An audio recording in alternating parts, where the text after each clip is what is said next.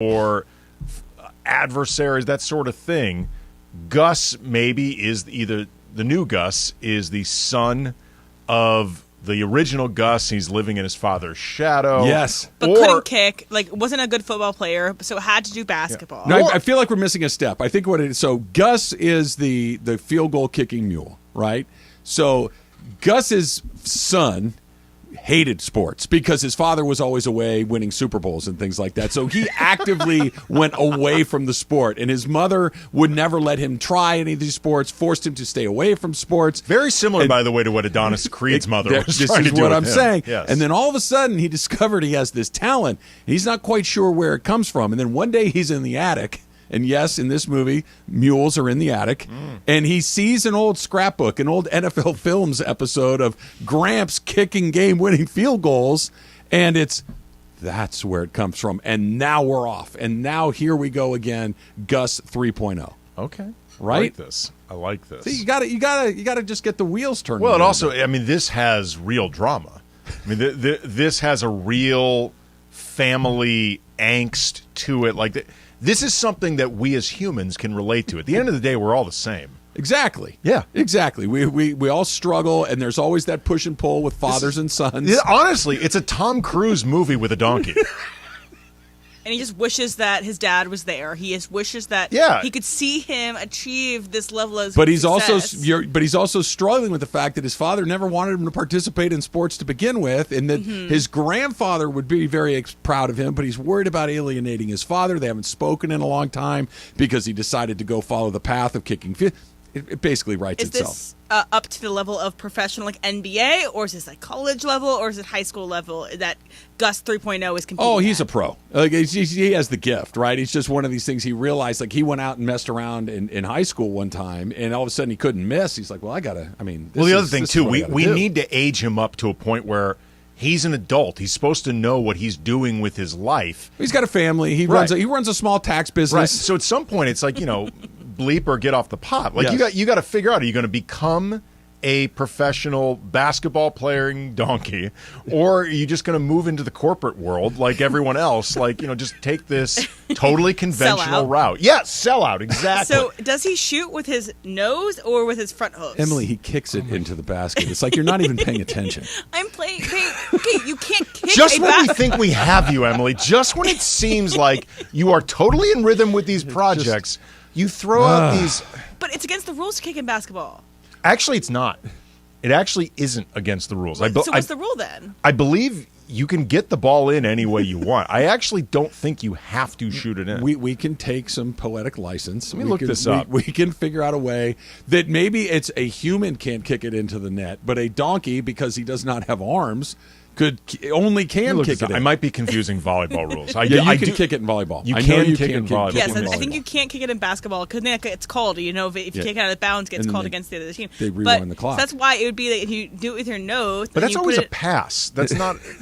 Can you kick? I don't think you can kick the basketball. You cannot. You cannot. I don't think that's. Look, we're going to come up with our own league that is created specifically for Gus. Listen, all Gus the donkey has to do, you get both hooves around the ball, you press it together, and it press squirts it out. No, you press it up, pick it up, launch it. You're not going to get a lot of rotation. It's a touch. So it's all about the touch. skill that he got from his grandfather, the field goal kicker, is just general athletic ability as opposed to the ability to kick. Yeah, well, look, he's an athlete. It's in his blood. There's nothing he can do about this. At some point, he can't deny it, but at the same time, he wants to have some type of space, type of difference between his father and his grandfather, the destiny of kicking field goals.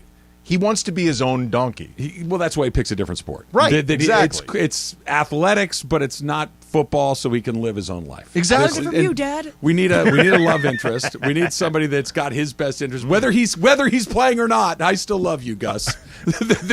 we need that scene where she says, "I don't care if you can't make a basket." His donkey wife is frankly the wife we wish we all had.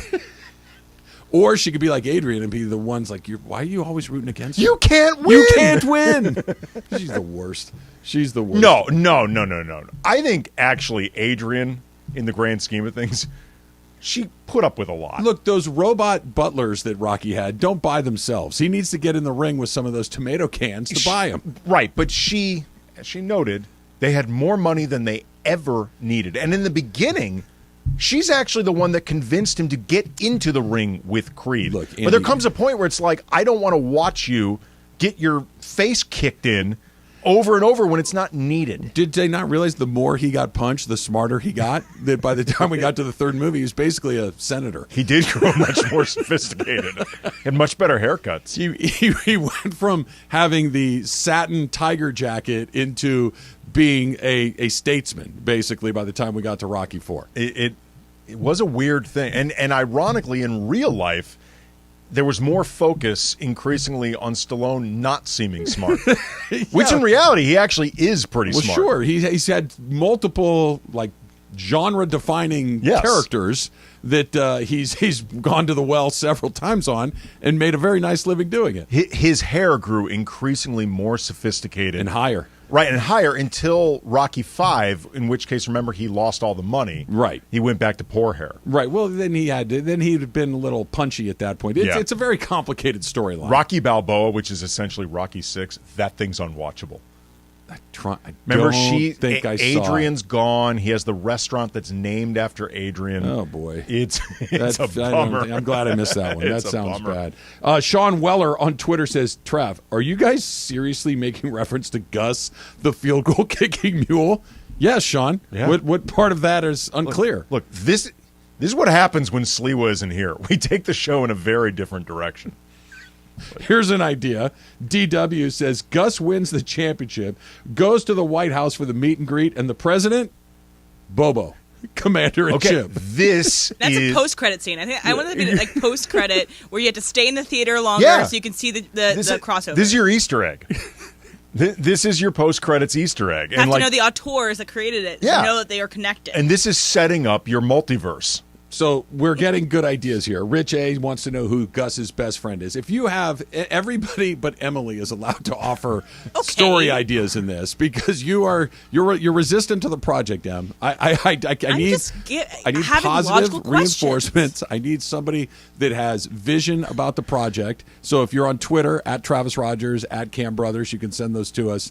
And Emily, I guess you can participate a little bit, but I need a positive frame of mind from you.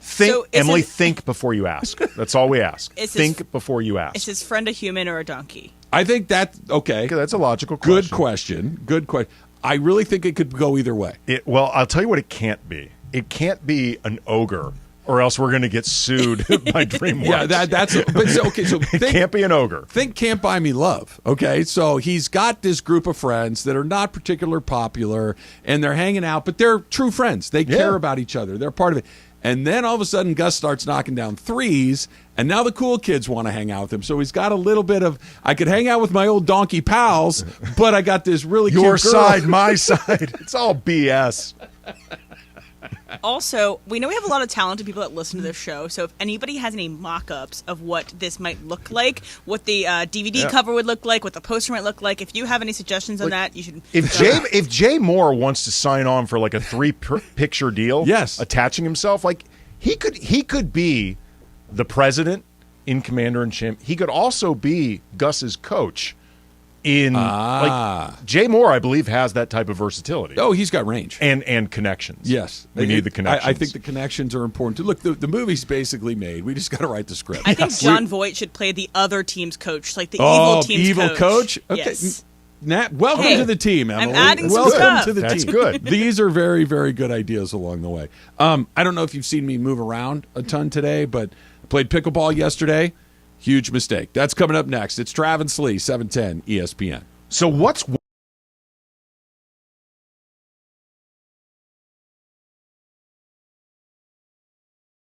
All right, I'm talking to all 710 listeners right now.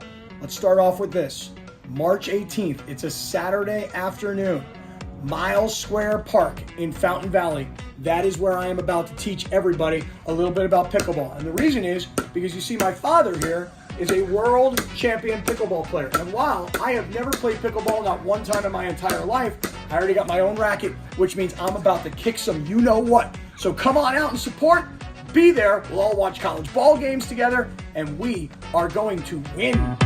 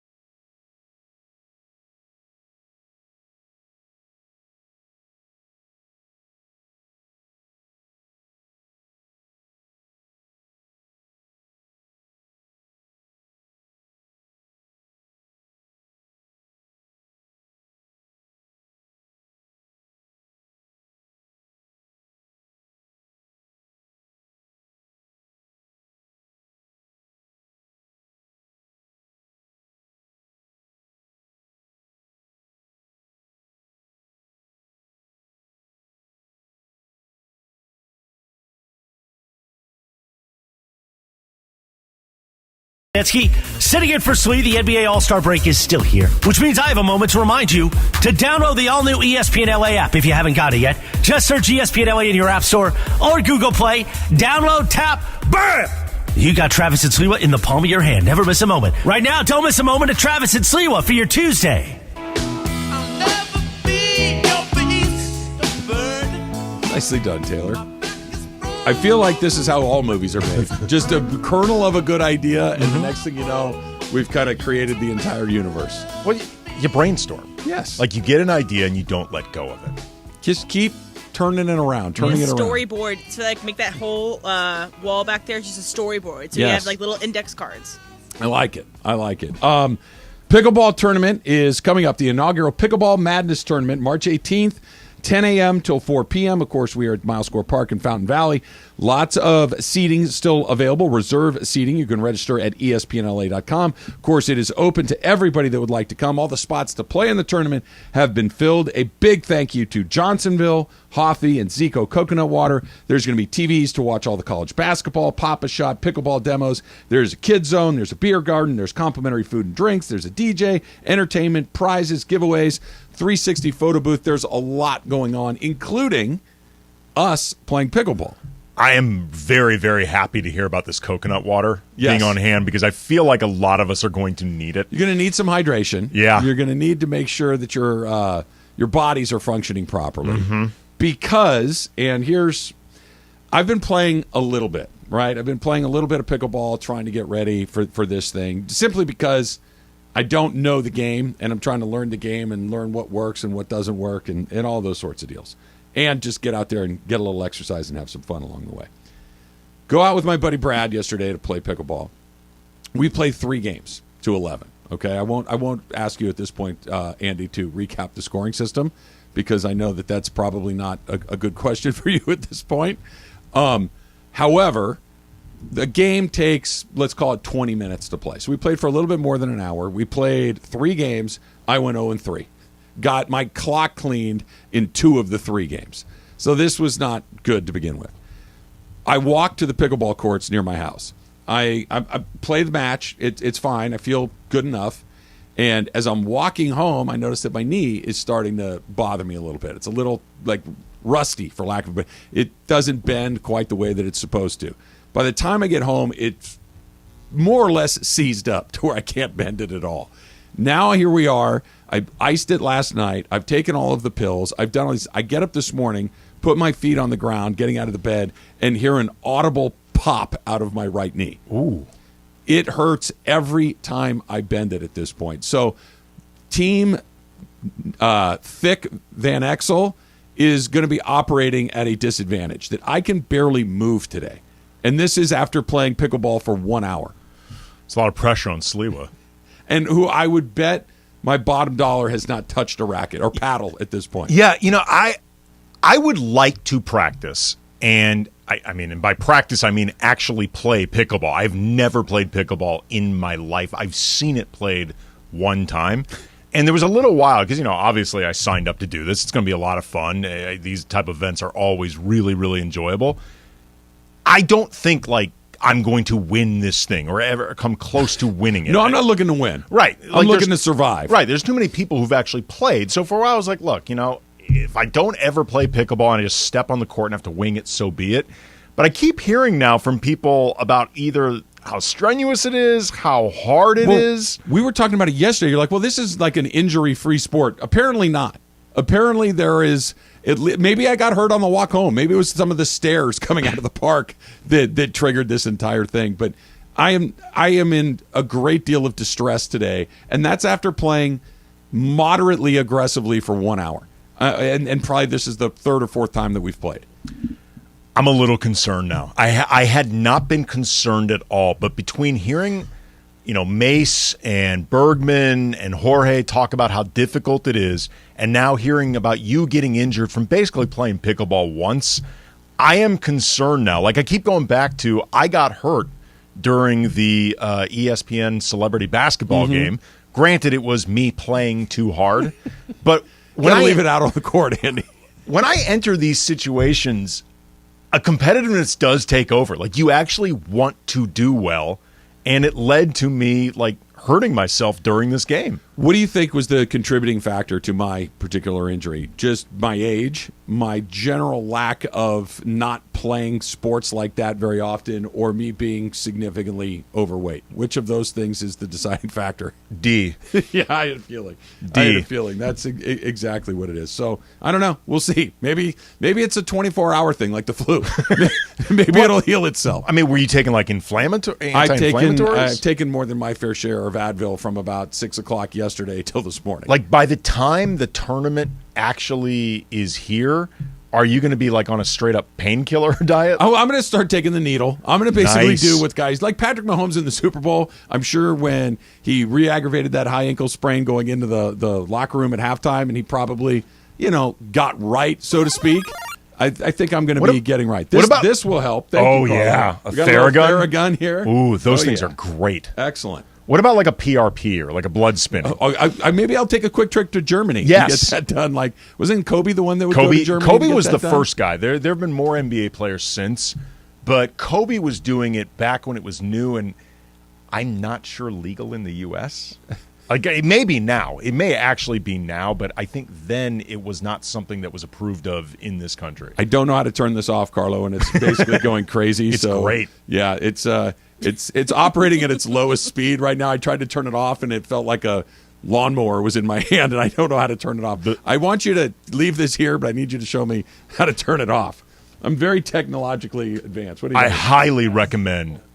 Oh, that was complicated. Thank you, Carlo. Highly recommend a Theragun. If you have the means and the access, they work. All right, so the Lakers have today off, tomorrow off, back on the court on Thursday against the Warriors. They are 5 games under 500. They've got 23 games left. LeBron James has called them the 23 most important games of his career, regular season games. I find that very, very hard to believe. However, it's interesting because when they made the trade, we're at the point now where they're either going to have to go win games or it's a wrap, right? Because for a long time it was, are they going to make a trade? Who are they going to make a trade for? Is Russell Westbrook on the way out? Who else is on the way out? Et cetera, et cetera. Well, it's done. Trade deadline's in the rearview mirror. You've acquired your new players, and generally speaking, everybody agrees that you're better than you were prior to these deals. Now you got to go win games. Even if they win 14 or 15 and there's remaining 23 games, that puts them right around 500. Is that good enough to get in? Does everybody else have to back up? Because the numbers that you look at, people that predict these things, just about everybody that has mathematical models on how this thing is going to shake out has them much more likely to miss completely than to get in. That doesn't feel right, but the math is what the math is, and they're more likely to miss than make. Yeah, there's two ways you can look at this. You can talk about the odds that you were getting into in terms of people projecting this stuff, sites like that. Basketball Reference, for example, through their projections, they say the Lakers have the 8th toughest schedule remaining in the West, And as far as the teams that they are currently chasing right now, the only team with a tougher schedule is the Timberwolves. Mm-hmm. Warriors is slightly easier than them. Everyone else that they are directly chasing, easier schedule. Basketball Reference gives them a 5.7% chance of making the playoffs, 6.4 of just getting the 10 seed. 538, the site 538. So just so I understand this, 6.5% chance to get into the top 10, Mm-hmm. okay? So we're talking a 93.5% chance that they miss? According to Basketball Reference. Now, you go to 538, they've got two different projection styles. One is the Raptor, which is essentially on the strength of the players that you have and how you expect them to perform. The other one, the ELO, is basically just team strength, head-to-head results, margin of victory, just stuff that has happened and your opponents. The Raptor has them with a 36% chance of making the playoffs, and the ELO has an 18%.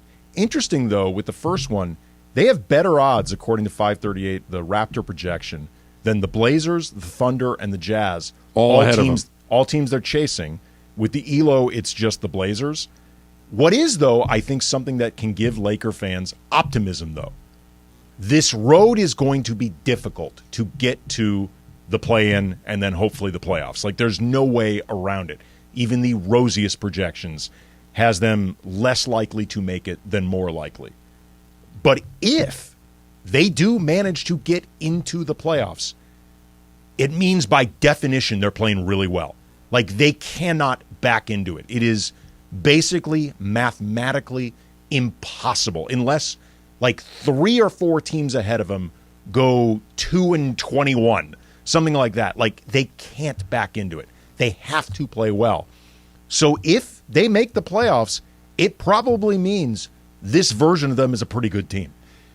It also means they become the proverbial team that nobody wants to play, right? Because to get from where they are to where they, even if you're somewhere between 7 and 10, you get into the field of 8. Not only have you had to work your way back from a outside the line number to inside the line to winning either 1 or 2 play-in games, right? You're now in a situation where you're hot. Not only are you better than you were, you're hot. You've been starting, what is it, 20, starting on the 23rd, from the 23rd until we get into that first, second week of April when the playoffs start, you need to be hot. I don't know if they can be hot for that long. We haven't seen it at any point, but to your point, if they get in, almost without exception, it means that they've played really well to get to that point. Remove the almost. It's impossible. Like, save a massive collapse by 4 or 5 teams where they have like a 10% winning percentage over the next 20-something games, however many each team individually has. It's impossible. Like, the Lakers are too far behind. They have to pass at minimum 3 teams. Yeah. At minimum. They have directly ahead of them is Portland by a game and a half. Utah also a game and a half ahead of them. Oklahoma City, 2 games ahead of them. If they pass all 3 of those teams, they're in the 10th spot. Right. So, again, they have to be playing well. They're either going to be playing well enough that you look at them and say, all right, forget the overall record. This is a good team. Or they can't make it. Or, you know what? They might even be playing well, but the math is just too big to overcome. I know all the reasons why they won't make it, right? That Anthony Davis gets hurt again, that he underperforms, that the pieces that they brought in don't gel exactly the way that you'd like, and they just never really find a rhythm. There's not enough time. There's not enough time. I understand all the...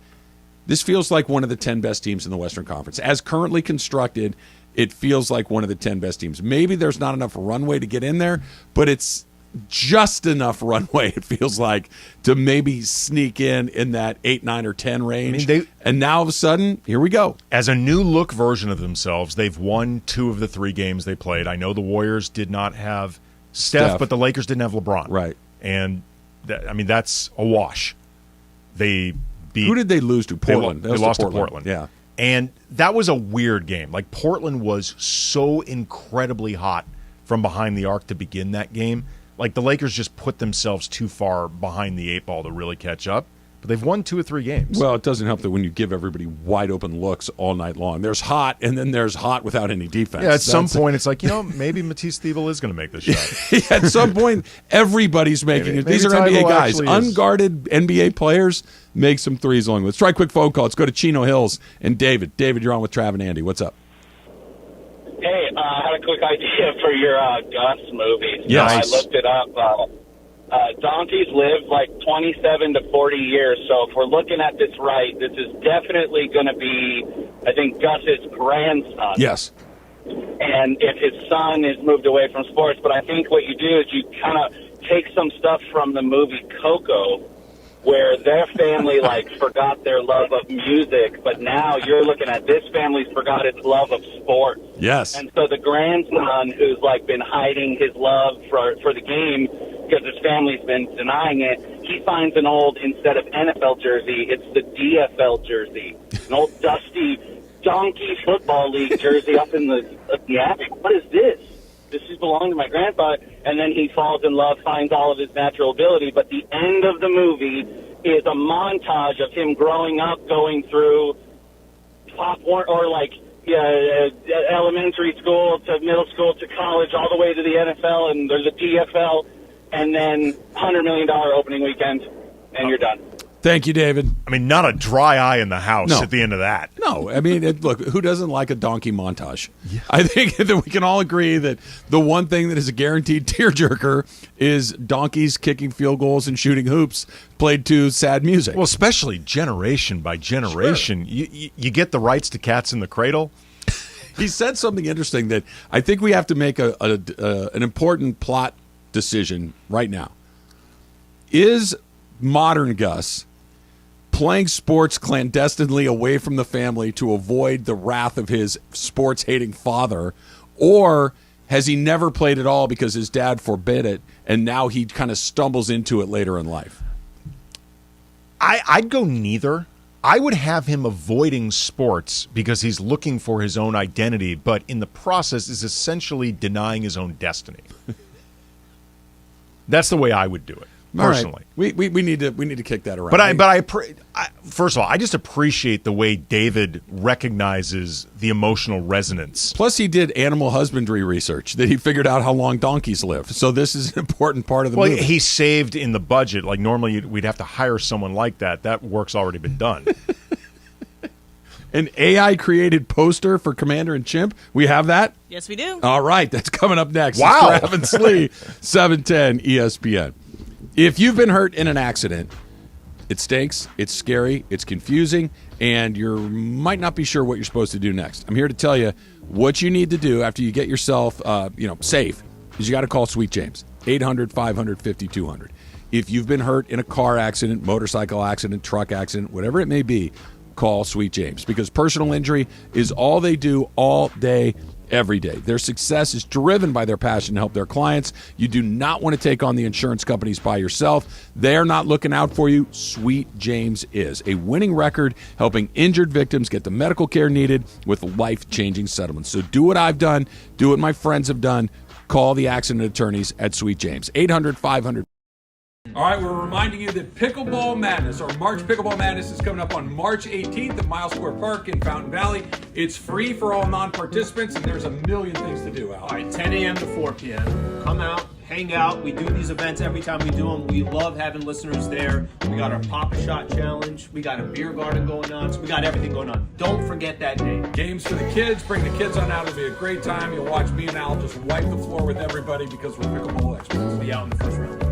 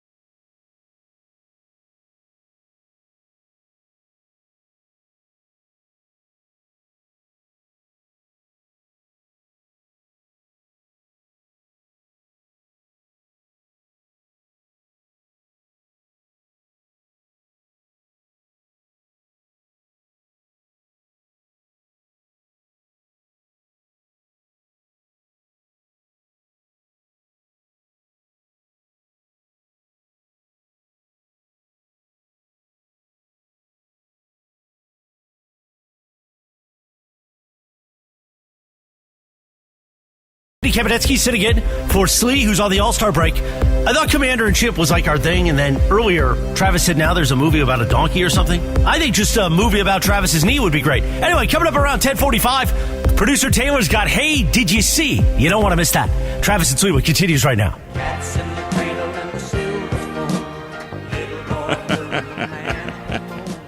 Taylor's on it today. So I just picture him rising up behind the line, letting it go, soft fade to Gramps in the crowd, single donkey tear rolling down his snout. I feel, and then the ball rims out. It doesn't go in, but Gramps softly gallops onto the court, rises up on his hind legs. Well, because it's not about the and win. Donkey embraces young Gus. It's not about the win or the loss. It's about the family. About the family. It's about the family.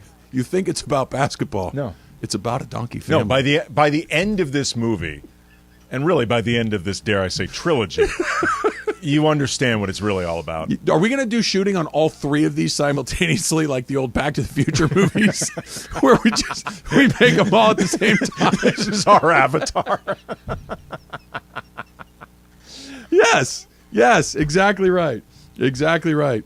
You don't want the donkey to get too old because it'll show on his face. That's true. Well, we're gonna have to have a little CGI. No, aging I am not every- de-aging this donkey. No, and I'll tell you What why. if we just cut his hair really long? No, I'll tell you. I feel like that's how they do it in every movie. Like the way to make an old person look younger is grow them hair, give them a long but wig. This is specifically why for this movie you cannot de-age this donkey. Like it. Kicking in particular is something that if you are too old, it's going to come through. Like playing pickleball when you're 50 pounds overweight. Famous example of this, Robert De Niro in The Irishman, and his character's been de-aged. Yes. There's a scene where he is stomping someone outside of a store or something like that, and you can just tell De Niro can barely move his legs up and down. And what even makes it more of a crime is Robert De Niro is one of cinema's greatest all-time kickers. He is good at it. He's great. Like Goodfellas, Yeah. that scene where he's stomping out Billy Bats. Yep. Like, you can't have de-aged physicality. Like, it doesn't work. So Emily's correct about this. I think we have to speed this along. We'll see. We got to shoot it like we're assuming it's a hit. It's going to be a hit. Right. As far as the movie not a about big my assumption. knee, it's going to be fairly short. It's going to be a replacement where they just go in there and put in a play. They do knees, right? They replace knees now. That's a thing that Yes. they do. I feel like I need. If you make me an appointment, Andy, I don't really call people on the phone. Would you mind making an appointment somewhere for me? Yeah, no problem. Did you guys like the AI photo of the chimp president? It's so. I'm assuming this is towards the end of his term because he's very gray, right? That Yes. we know that presidents age, dramatically during their times in office, and this Bobo picture in a blue suit, white shirt, graybeard Bobo. I think Bobo, when he comes in, needs to be young and spry and energetic and full of vision. This feels like defeated, seeing everything there is to see in the world of politics, Bobo. It's very close up. Like, Tight. close up of a chimp. They look less adorable and friendly and just intense. President Bobo looks intense. It determines the tone of your movie. If this is the poster, this is going to be a serious movie. Do we have a name for our vice president? Have you named him yet? I've always referred to him as the squirrely, scheming vice president. Okay, this could be the scene where he decides he's had enough from the scheming vice president. He decides to go to work. That this is when we go from lovable, Bobo who rides a tricycle around the Oval Office to now he's got a tax plan. I feel like this is the turning point of his story. Look, he can at some point make this face in close-up. I'm just saying for a poster, I think it's bad marketing. I think it's bad marketing for a poster to have this as the face of President Bobo. You want lighthearted on the poster. Right. You want Bobo on the trike, and you want the vice president in the back of the shot with his hand on his forehead like he can't believe this is what happened. Here's the thing. The movie has heft to it. It has gravitas. I mean, this is going to be the political satire, frankly, of any of our lifetimes. But at the same time, satire doesn't necessarily have to be heavy in this way. Like this feels more like angry satire. This is more just, I can't believe this is real life satire. We are where we are. Yes, exactly. I think I understand. Do the Lakers get in? Because as we sit here, 23 games to go, we figure 15 wins probably get you in. 14 is close, and 13 you're going to need a whole heck of a lot of help. Do you think that, because I can't give you they're going to win here, they're going to win there. I just feel like LeBron James, Anthony Davis, D'Angelo Russell, and just a generally speaking better class of NBA player as your supporting cast can get you to that number. Maybe it's mathematically unlikely, but just the eye test, it feels like that's one of the 10 best teams in the league. Here's the thing. If you're asking me to be rational about this and grounded, the answer is no, because the math is so hard for them now. But what we saw over those 3 games, and granted, it is small sample size theater, they looked like a real team. They did. And they looked extremely happy to be playing together as a real team. Here's I don't know if this is good news or bad news, but here's the news. Here's what they have right out of the chute. Okay? These are the first, let's call it 8. Let's see, 1, 2, 3, 4, 5, 6. This is their first 7 games. Yeah, I know where you're going with this. Okay? They got Golden State on Thursday at Crypto. They go on the road for 3 against 3 teams ahead of them in the Western Conference. Dallas, Memphis, OKC. 3-game stretch. Then they come home, Minnesota, Golden State again, Memphis again, and then you got Toronto and the Knicks after that. So that's 1, 2, 3, 4, 5, 6, 7, 8, 9. It's 9 games. You're either on the way in or you're done.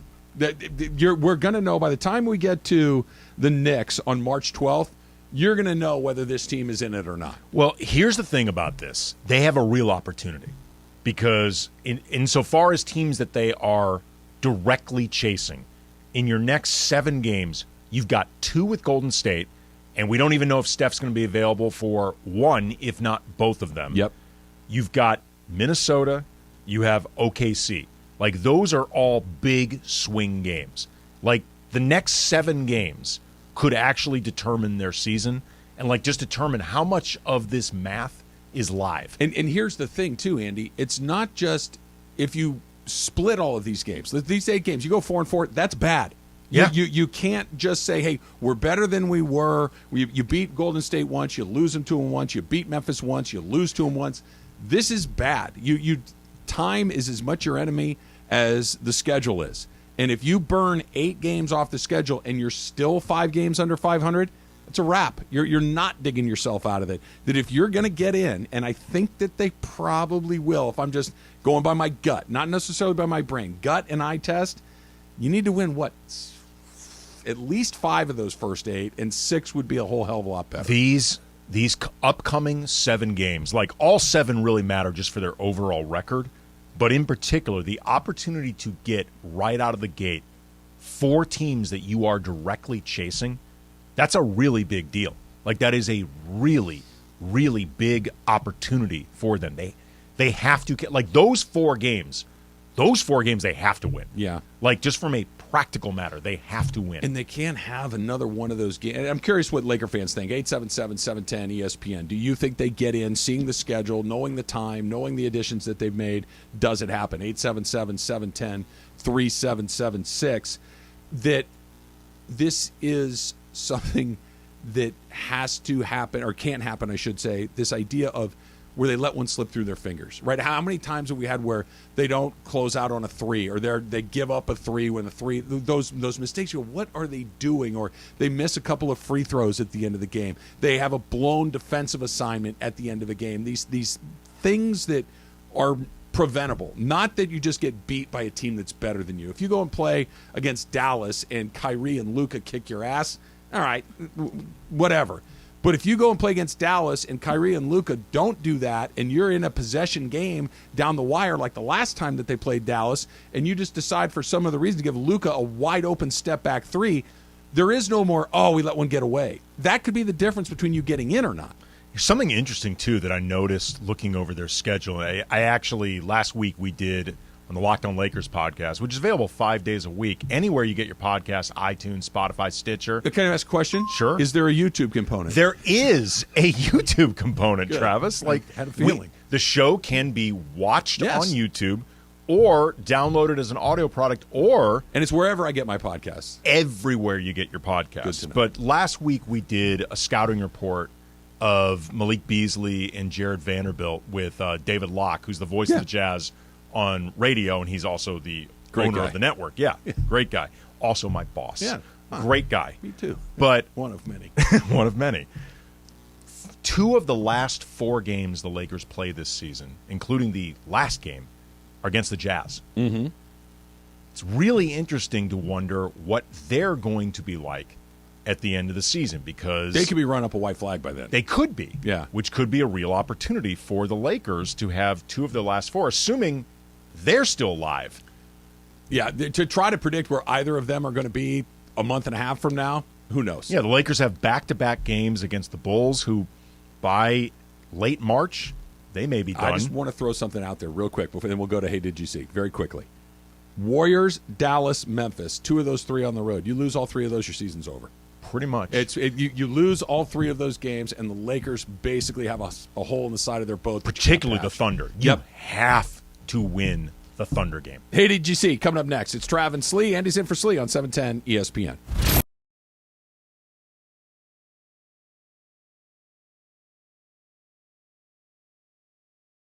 All right, I'm talking to all 710 listeners right now. Let's start off with this. March 18th, it's a Saturday afternoon. Miles Square Park in Fountain Valley. That is where I am about to teach everybody a little bit about pickleball. And the reason is because you see my father here is a world champion pickleball player. And while I have never played pickleball, not one time in my entire life, I already got my own racket, which means I'm about to kick some you-know-what. So come on out and support. Be there. We'll all watch college ball games together, and we are going to win.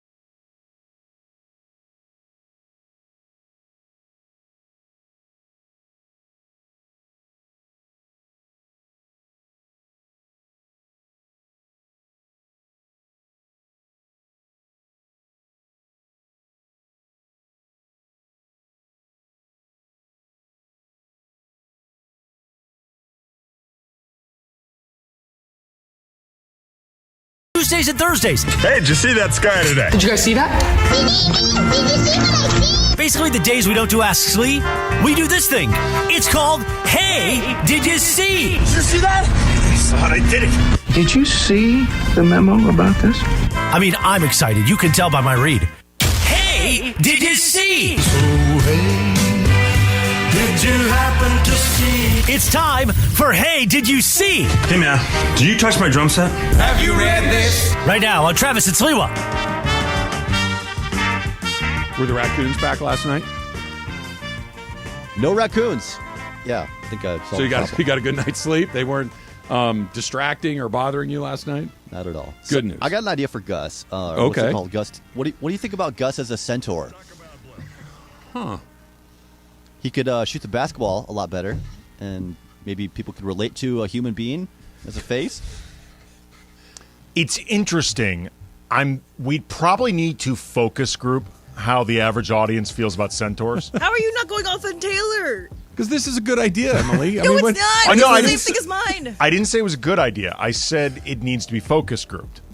I think that this is something to consider. Okay, I'm going to put out a poll at Cam Brothers. Do you like centaurs? Yes or Does no? he have a bow and arrow with him the entire time, or is he just playing hoop? Centaurs are scary. They're weird looking.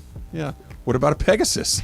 I mean, we could really open this up to a whole lot of other things. What do you got for us, Taylor? All right, guys. Did you see that New Mexico may become the first state to have an official aroma? So green chilies roasting in the fall could become New Mexico's newest state symbol. If California had an official aroma, what would it be, Andy? Weed.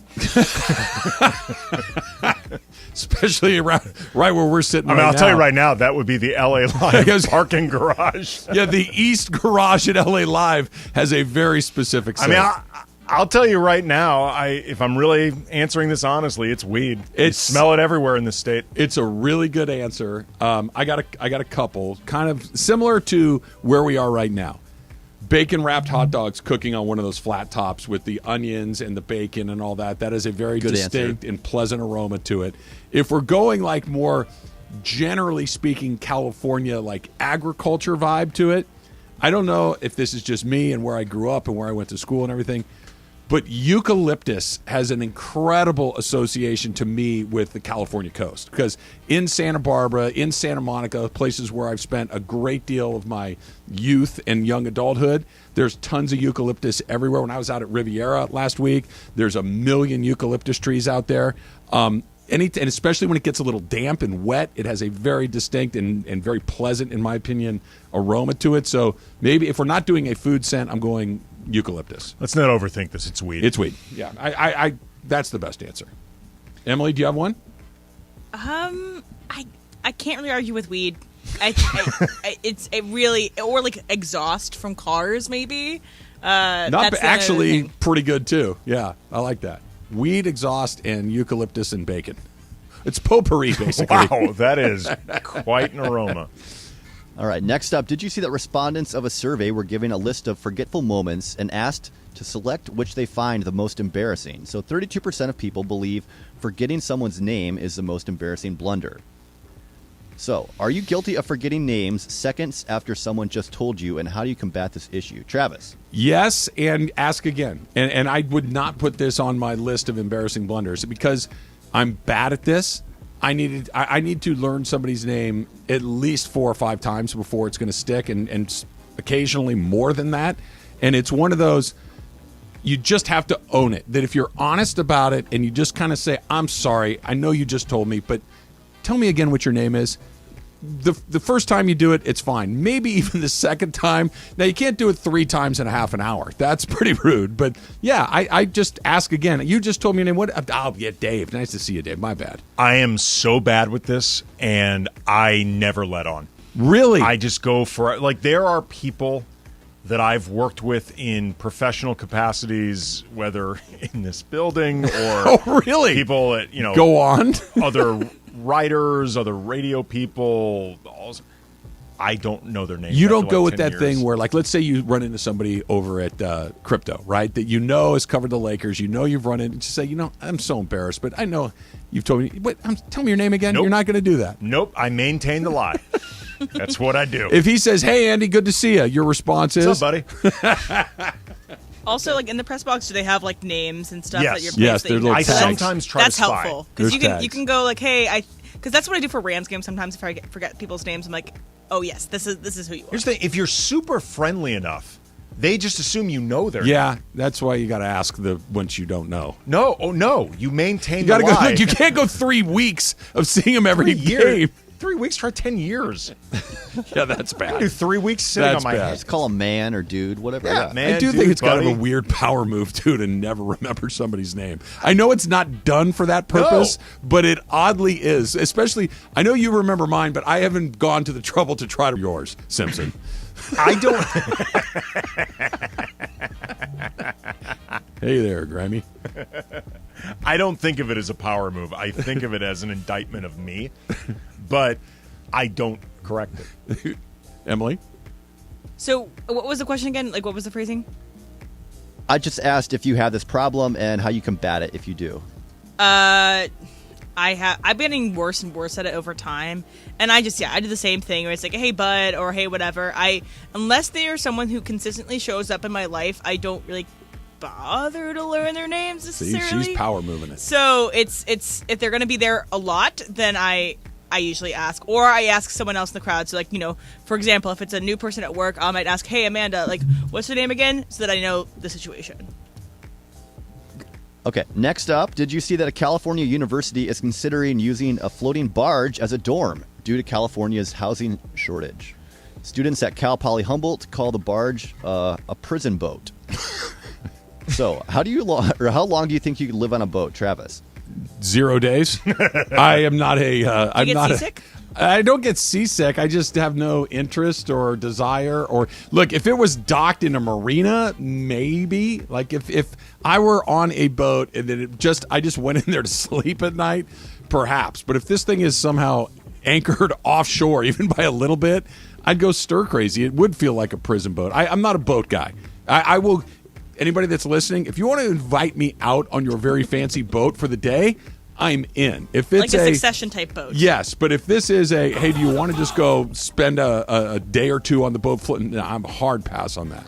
Yeah, that seems like a weird lifestyle, like living on a barge as a college kid. I think the parties would be off the hook. Maybe. I suppose they could You might fall in the water. Yeah, it's more dangerous in the long term. That's a safety hazard just waiting to happen. If I wanted to join the Navy, I wouldn't have gone to college. Right, you know exactly. what I mean? I would join the Navy. Parties just need lifeguards. You got one more? I do. Did you see that Americans were asked which time period they believe has the best music? So among U.S. adults overall, the 70s and 80s proved to be the best decade for music. So Andy, what's the best song of the 80s? Best song of the 80s? Wow. Off the top of my head. Jeez. Purple Rain's a pretty damn good song. Purple Rain is a really, really good song. It's great. You're going to think I'm full of you know what. I swear to you that's what I was going to say because I don't know. I'm just going back to an album or two that I owned as a kid. I had Purple Rain. I remember that one. For me, being of that era, there feels like there has to be some sort of hair anthem in there as well, like some sort of Motley Crue song that comes in there. I don't know if it's Wild Side. That might be like from the 90s or something. But I'm not a music critic. I'm just going on what I know as a kid, and that was something that you're not a music critic, and you're throwing out Motley Crue. Motley Crue. Yeah, out. exactly. I saw Vince Neil nearly hyperventilate trying to sing at Honda Center a few years ago. That was fun. He couldn't catch his breath. In the first chorus of the song, he was already doing that thing where you put the mic out to the crowd. Because you're tired and you can't. Yeah, he's out of breath. He'd already jumped up and kicked the air one time. He was basically done. Little help. Yeah, basically. And Mick Mars was ossified over in the corner. He is lucky to be alive. Yeah, he's still hanging in there. Mick Mars and Nikki Sixx did some living. And Tommy Lee. Yeah, all of them. Yeah. They all got it in. Yeah, I mean, when Vince Neil, in retrospect, was the responsible adult in the room, your band did some living. Yeah, they got it in. I like Sweet Child of Mine and I Want to Dance with Somebody. So those are not Whitney bad Houston? nominees. Yeah, Whitney Houston, and then Guns N' Roses. Guns N' Roses. Those are not bad nominees. Taylor, as the musician in the group, do you have an input on that one? I think I'll go with Prince, too. Yeah. Because here's the thing. Like, you also have to think about this. If you're representing the entire 80s, you can't get too deep cut about it. Because it's got to be something that people of the decade would remember. Like, you might have your personal choice for the best song of the 80s, but if it's like the B-side to some single and most people don't know it, that doesn't really work. Rebecca Black and Friday. Could that be, is that a good choice? I think we should do it. 2000s. Okay, she just missed her winner. She was after the sweet spot, but she would fit right in with the rest of the musicians of the 70s and 80s. Shohei Ohtani's agent is saying what we already know, and it seems like everybody's listening but the Angels. That's coming up next. It's Trav and Slee, and he's in for Slee on 710 ESPN.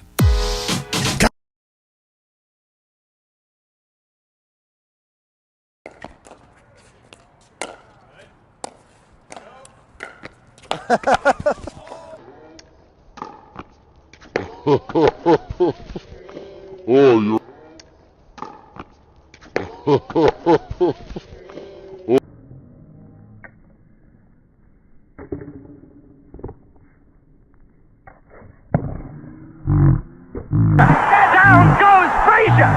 Down goes Frazier! Oh, you all right? Yeah, I'm totally fine. Okay. I'm okay. Yeah. First fall of the day. Oh, it's on camera. Down goes Frazier! Down goes Frazier!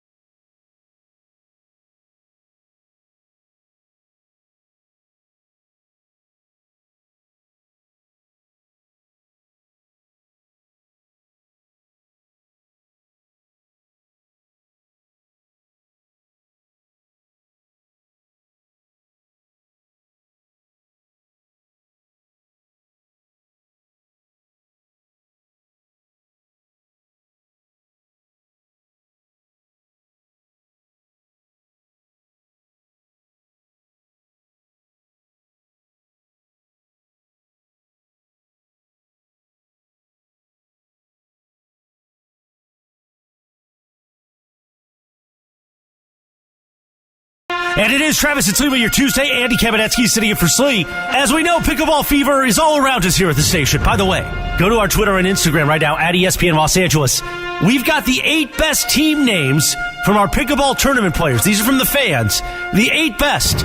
We're asking you to vote. And whoever you vote to have the best pickleball name, well, we're going to give them a trophy at our ESPNLA Pickleball Madness tournament coming up on March 18th. So go to at ESPN Los Angeles right now, Twitter or Instagram right now. Travis and Sliwa with Andy Kamenetzky continues for your Tuesday. Thank you, Taylor. See, it brings me right back to it.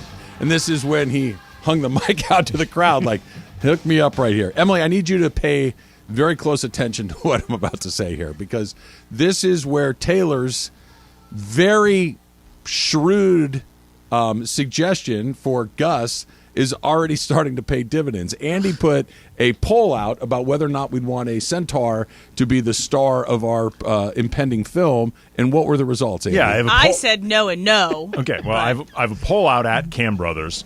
Do you like Centaurs, and would you like to watch a Centaur play basketball? Your choices are yes and yes, yes and no, no and yes, no and no. So far, early voting, but nearly 53% say yes and yes. They like Centaurs, would like to watch a Centaur play basketball. 17% say they like Centaurs but don't want to watch one play basketball. It's fish out of water. Yeah, just, I like a Centaur, but I want to see a Centaur in their natural environment. 8% say no, they don't like Centaurs, but yes, they would like to watch one play basketball. Interesting subset. And then a little under 21% say no, they don't like Centaurs. No, they don't want to watch one play basketball. This really changes it from an Air Bud movie to being a human that has just different features. Well, so it's really a different movie if you make it a Centaur. See, just when you think we were slowly getting her on board, she's half just mule, half man. Come on. Yes. Then it's more man than mule. Yeah, we can design our own half man, half donkey. At Cow Shannon, Botcher on Twitter, reached out to us, said Minotaurs are better, 2 legs, so less chance of getting called for not moving out of the paint, stronger upper body. That's the one that's got a bull head. Is that what a Minotaur is? I believe. My mythology is lacking. Well, I'm not doing another poll. Well, I think it's just 2 legs as opposed to 4. But I think one of them has the head of a bull or a buffalo instead goat. of a. Maybe it's a goat. I don't know. Minotaur versus Centaur. You guys are right. Minotaur is the one with the bull head, a human body. Yes. Centaur is like donkey, horse body, and human torso. Yes. So the thing is, the dialogue changes if it's a centaur. Does a centaur have arms? Yes. So one the one does. in Harry Potter does.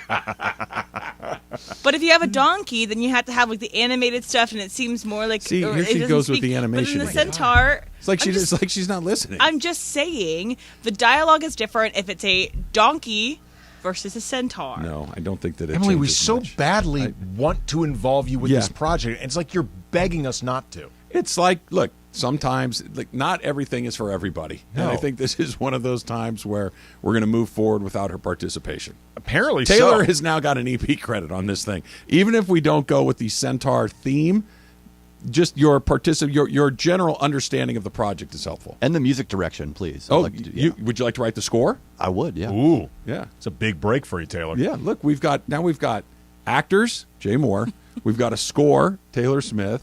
We've clearly got a writing team Yes, that is we in do. sync. Yes, we do. We're going to have to hold a very. Then you have a hater. Yeah, Yes. you're the critic who just destroys our movie. Yeah, you're the person from like film Twitter, movie Twitter, that just keeps throwing out all the stuff you don't like about this movie that's just sweeping film culture.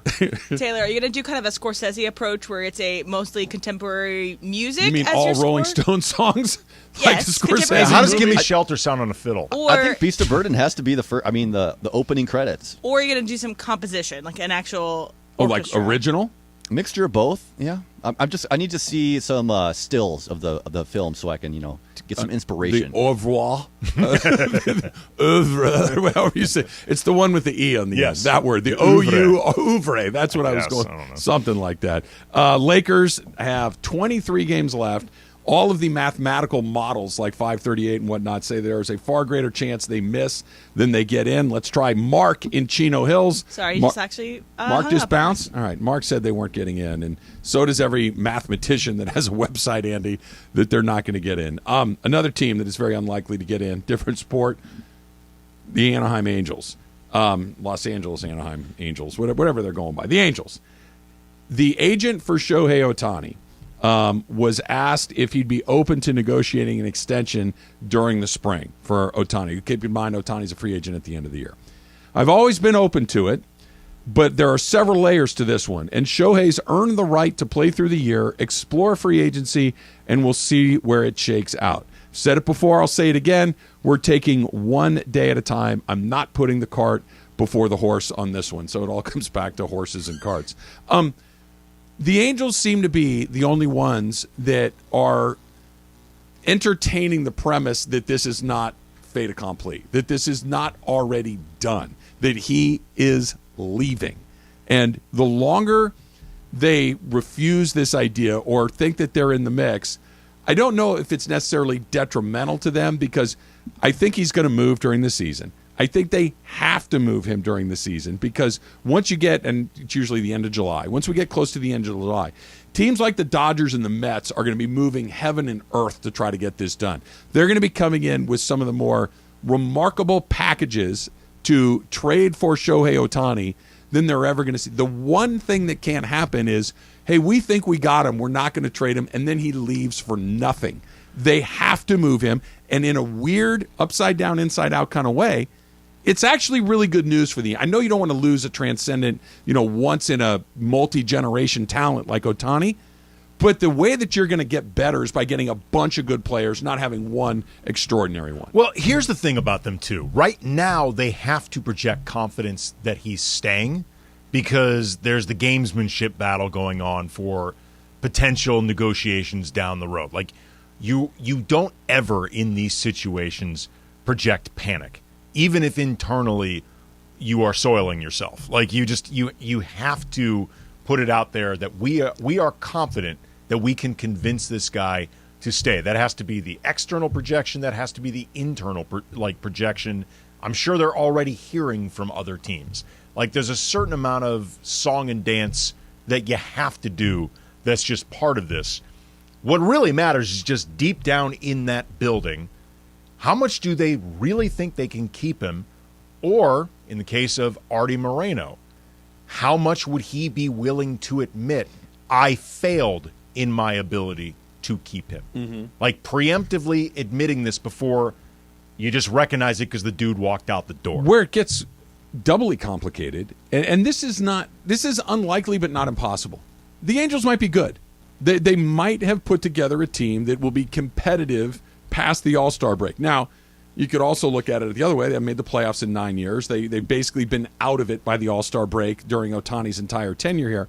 But let's say you get into the middle of July, and you are either in first place or close to it. You're inside the line for the playoffs. You're significantly over 500. You have a decent team. And the reason you have a decent team is Shohei Ohtani is pitching at an all-star level, and he's clubbing home runs. You know he's leaving. He's leaving. All he has ever said is, I want to play on a winning team. I want to play in the World Series. I want to go here. I want to do this. That is not the Angels. Even if they get hot this year and win a bunch of games, that doesn't mean they're a winning team. It means they're having a good season. There's a huge difference between having a good season and doing what the Dodgers do, the Braves do, the Astros do, teams that are good year after year after year. Do you trade him then? Do you have? We actually have a look at this. We're close. We're more likely than not to get into the playoffs. But this guy's leaving. And if we trade him now, we're out of it. But we got one shot to put him in it. Well, okay, you know the roster better than I do. Is the reason that this team could be better this year, is it made up of new guys who could be around for a while? Well, we'll use Tyler Anderson as an example, who they got from the Dodgers for 3 years. They have some young pitchers like Reed Detmers who are developing, that are not quite good yet, but they might be good. They have an opportunity to kind of put some of these things together. Because the one scenario where they are unexpectedly better this season than people predicted, that maybe can sell Ohtani on staying, is if he feels like, okay, this is a foundation that actually will be good moving forward. Okay. And I know look, at some point you have to just buy into the future as opposed to harping on the past. Yes. Like the past. But what if the same guy's in charge of the future that built the bad past? Maybe they got lucky. Like if you have young players who are good, in certain respects it doesn't matter how you got there. What matters is, are they good? And if you actually believe that they are good, that's the rationale for Ohtani staying. This is the fascinating part to me with this, that they might be good. There's a chance that they could be good. But if I'm Ohtani, and I know that Arte Moreno has run the team the way that he has, that he is involved in things that he probably should not be involved in from a baseball perspective, that you just kind of got a good team together. That happens occasionally. Sometimes you just get a good team and you have an ownership group that doesn't have the vision to build a good organization. If I'm Ohtani, I'm saying, listen, I get it that we're good. Mike Trout's healthy. These pitchers are performing at a level maybe a little bit higher than we thought. But I know that this thing is built on a foundation of sand, and it's not going to last.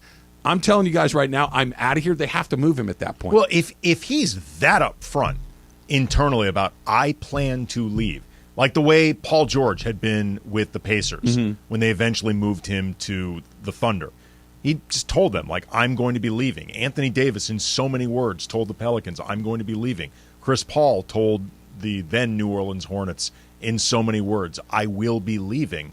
That's one thing. What will make this really complicated is if Ohtani doesn't really give them direct signals, but really direct. Even if no signal is a direct signal in my estimation, that by saying, hey, listen, we're kind of on, what are you thinking? Oh, I'm going to let this play out. That's very clearly I'm leaving. Well, I mean, here's the thing. Sometimes you can do all the right things and someone leaves anyway. Like Kawhi Leonard, when he got moved to the Raptors, they have good front office, good coach, a team that won a championship, and at the end of the day, Kawhi did not want to be there. I don't think because of anything that he disliked about them or anything they did wrong. He just wanted to be somewhere else. Let's try a quick phone call here. Ontario and Rich. Rich, you're on with Trav and Andy. What's up, Rich? Hey, guys. Look, as much as I love Ohtani, we got to get rid of him. The Angels have too much to rebuild. I mean, unless we get rid of Moreno, that team is just going nowhere. I've been a fan for years and years and years and seen them do the same exact thing. It's like, come on, guys, get rid of him, bring in some new talent to try to help the club in the long term before he loses his body. That's it. I think that's the question that they've got to make. That is, look, for round numbers, I'm going to get 10 prospects for Ohtani, okay? Just for round numbers. odds of two of them being good, pretty darn good. The odds of one of them being very good, not too bad. And if you get one or two more that are at least major league, and I got 5 guys on my made. None of them are Ohtani, but one of them is an all-star caliber player. Another one is a borderline all-star. And then I got a couple of guys that I can play. That's how you build a team. This has been the argument for the last several years for moving Mike Trout if you're the Angels. Like, if you can't figure out a way to win with Mike Trout, then you need to turn Mike Trout into a better foundation that maybe can win. Like, that's essentially the argument. Trade him today to the Dodgers. There, I'm done. We figured it out. Yeah, I was going to say, some of this is just you projecting. What do you mean? I have no idea what you're talking about. I would like to. I think he'd look good in blue. Just seems like it's his color. Bring out his eyes. Yes. I feel like you'd be a very striking figure yes. in Dodger blue along the way. All right, are the Lakers 23 games left? Can they find their way in? That's coming up next. Plus, Sean McVay, still the youngest coach in the league? That's next. It's Travis Lee, 710 ESPN. All right, we're reminding you that Pickleball Madness, or March Pickleball Madness, is coming up on March 18th at Miles Square Park in Fountain Valley.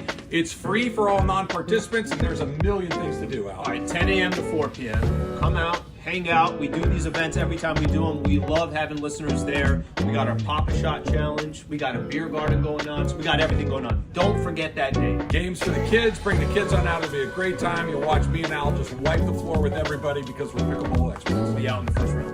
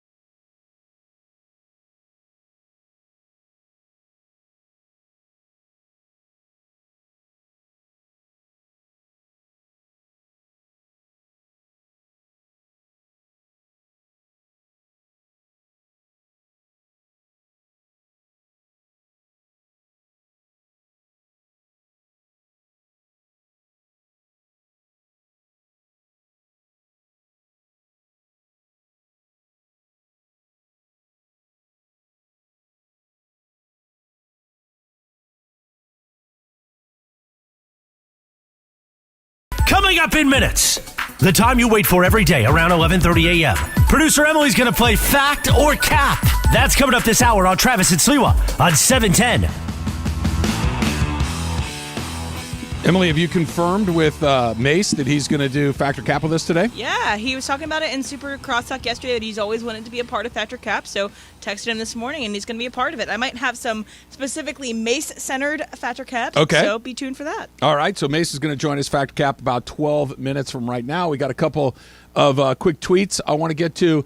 This is from Eagles Lakers that writes, Trav, this is why you stretch. Don't even get me started on that again. My knee joint does not need to be stretched. This is not a muscle injury. This is a skeletal injury, and I don't think that I can stretch my leg and knee bones. I don't think that's the problem that we're going on here. Mello wants to know if it's been day-to-day or downgraded to questionable. I don't know the distinction. What's the difference, Andy? Do you know what those things mean? I think day-to-day is more confidence that you're going to pull through. Then I'm day-to-day. Okay. I'm day-to-day. You're feeling good. Look, I'm basically like Wolverine. I heal quickly. Nice. I come back with a vengeance. We'll see. But here's the irony. In order to come back with a vengeance, you can't practice between now and the tournament. Well, that's probably going to happen anyway. You'll be on ice. I can't risk another setback if I go and practice more. One more. This is from Tim. Is this Oscar-worthy donkey movie going to be in theaters, or is it both theaters and streaming? And if streaming, which platform will it be on? This feels like a theatrical release to me, Andy. Well, it feels like a theatrical release, but some of the streamers, they've been doing some really good work of late. At the same time, though, a lot of them have been scaling back their productions and budgets. Yeah, you know what? Let's go old school. Yeah, let's go old school. Straight up theatrical release. I think so. At least for a couple weeks before we put it on. That seems to be the thing. Is it premiering at Sundance? What are we doing film festival wise? Good question. Ooh. See, now welcome back to the team. This is helpful. I'm trying to think that. I feel like this is more of a domestic film it's than be an international one. Standing ovation. Yeah, I don't know if Cannes is the right place for this. Well, Cannes is just where you get the prestige premiere. Okay. Maybe like Toronto Film Festival. This feels like a TIFF. Spot. Yeah. This feels like a TIFF. Does like Arcadia have a film festival? Or South by Southwest. Oh, South by Southwest would be good. They like offbeat stuff over there. Well, this is as mainstream as it gets. Are we sure we have the right audience? Well, it's mainstream, but you don't realize it until you watch it. It's like sneaky mainstream. It is. It is. It's satire that is disguised as outlandish. But then when you watch it, you realize, my God, this is grounded. This is a grounded look at politics and sports and family. I do see it on Disney Plus has a dual theatrical release at the same time. You pay more for the Disney Plus to watch it that weekend, and because it works for Disney Plus, and Gus lives on Disney Plus now. Gus is a Disney property. Maybe there's some synergy there. Could be we some are synergy. Quasi Disney employees. I was going to say they're listening right now.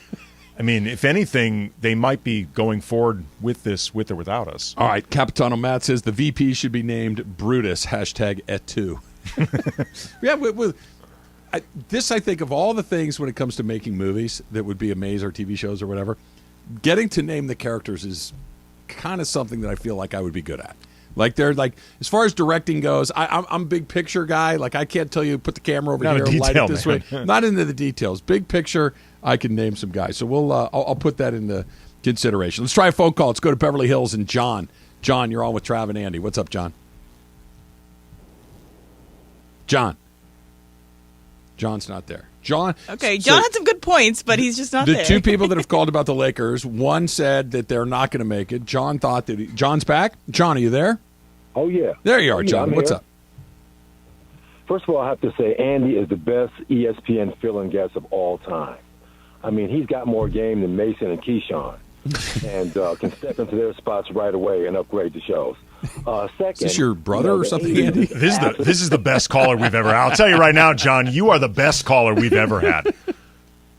The 80s is absolutely the best decade for music because, the musicians were actually playing music and not a synthesizer. For me, absolutely, Purple Rain is number one, but you got to go back and listen to Rush, Tom Sawyer. That three guys making that much music is incredible. Listen to the drum and listen to the guitar riffs. As far as the Lakers, I think they can do it. My only concern is, first of all, Rob Pelinka did his job, okay? So let's give him props. But my only concern is the consistency of AD and the coaching staff. We've seen this broken record all season. They're the worst team in the league for three-point defense and the worst team in the league for transition defense. Darvin Ham may be a leader of men, but he's no Notre Dame's. When you see a problem like that, you got to fix it. They're sagging into the paint and playing this semi-zone. And when a guy's got it going from three, you got to match up and stay with them. And I just don't see the coaching staff making that happen. Thanks for the call, John. Not as much as Andy thanks you for the call, but a good call nonetheless. No, John, thank you. Thank you very much. I think he brings up an important part. We mention this occasionally, we being me and Al, but I don't think we mention it nearly enough. The Lakers don't shoot well. The Lakers need Anthony Davis to be healthy. The Lakers need to make sure that LeBron is as healthy as he can be in his 20th season. All the things that we do talk about a lot, Lakers need to play better defense.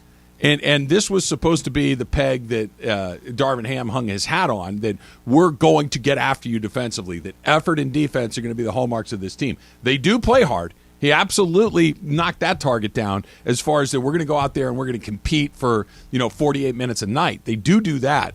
Their defense is dreadful. Well, I agree with John in part of it. Their transition D is awful, and it's been awful all season. As far as guarding the three, it may not feel like it in the moment, and you always remember the times where teams are hitting threes against you. Statistically, they're actually not bad guarding threes at all. And I don't know if maybe over the last month and a half, it's been dramatically worse. Mm-hmm. They're currently the 6th best team in the league at guarding the three. That feels almost impossible to believe. I'm just telling you. I believe that you're reading the number correctly, but the eye test and the field test feels like not only do they give up a lot of threes, they give up a lot of open threes, it feels like. The math is saying otherwise, but I don't know how many times I've been watching those games. Can we please get a hand in somebody's face out there? Okay, they do actually have a lot of threes attempted against them. But as far as threes made, not as bad as you would expect. And the overall percentage is, again, teams shoot the 6th worst three-point percentage against the Lakers in the league. It feels like all of these things need to get significantly better. That Anthony Davis needs to play significantly more and significantly better. D'Angelo Russell needs to be a big upgrade to what you had before. LeBron James needs to continue to do what he's done, but just do it more often, to play in more games. Everybody needs to be better if they're going to get back into this thing. The margin for error with the Lakers for blank is basically razor thin. It is basically non-existent. So while their three-point percentage defense might be better insofar as the numbers than the eye test, it's got to be better anyway. They can allow themselves few to no mistakes the rest of this way. And they're going to be that razor's margin that you're talking about. Golden State, at Dallas, at Memphis, at OKC, right out of the chute, and then home again against Minnesota. Those 5 games. You lose 2 out of those 3. Now all of a sudden you're down to 18 games. You're 6 games under 500. And now it's, I want to say impossible, but we're approaching impossible at that point. Win 3 of those 5. Now you're 4 games under 500. And you've at least inched a little bit closer to that magic 500 thing. If 500 is the number to get you in, at least we're kind of on the right track at that point. This idea of, we got 23 games. You basically have 5 or 6 is what it is. Those 5 or 6 need to be on the right side of 500. If they're not, if you go 2 and 4, even if you go 3 and 3, you're in a really tricky spot with time left and how far behind you are. Yeah, later on in this week, I'm going to be sitting in on Mason and Ireland, and I believe tomorrow I'm with Mace, and then Thursday and Friday with John. And I'm bracing myself and anticipating John Ireland making the case that none of these games are must-win until it's the last one before the season is eliminated. No. He's going to make this argument. I've worked with John enough. I've heard John enough. The reality is these games are must-win, especially the ones you are chasing. The literal must-win, sure. But as far as the practical must-win is a totally different thing. The reality of what you're trying to do, yes, if you lose the opening 3 out of the All-Star game, your season is not over, but it's over. Those 6 games out of the break, they've got to win 4 of them, or we're in a must-win especially territory. the games against the teams they're chasing. No they doubt. have to win those games. Mace is here. Factor Cap coming up next. It's Trav and Slee, and he's in for Slee on 710 ESPN.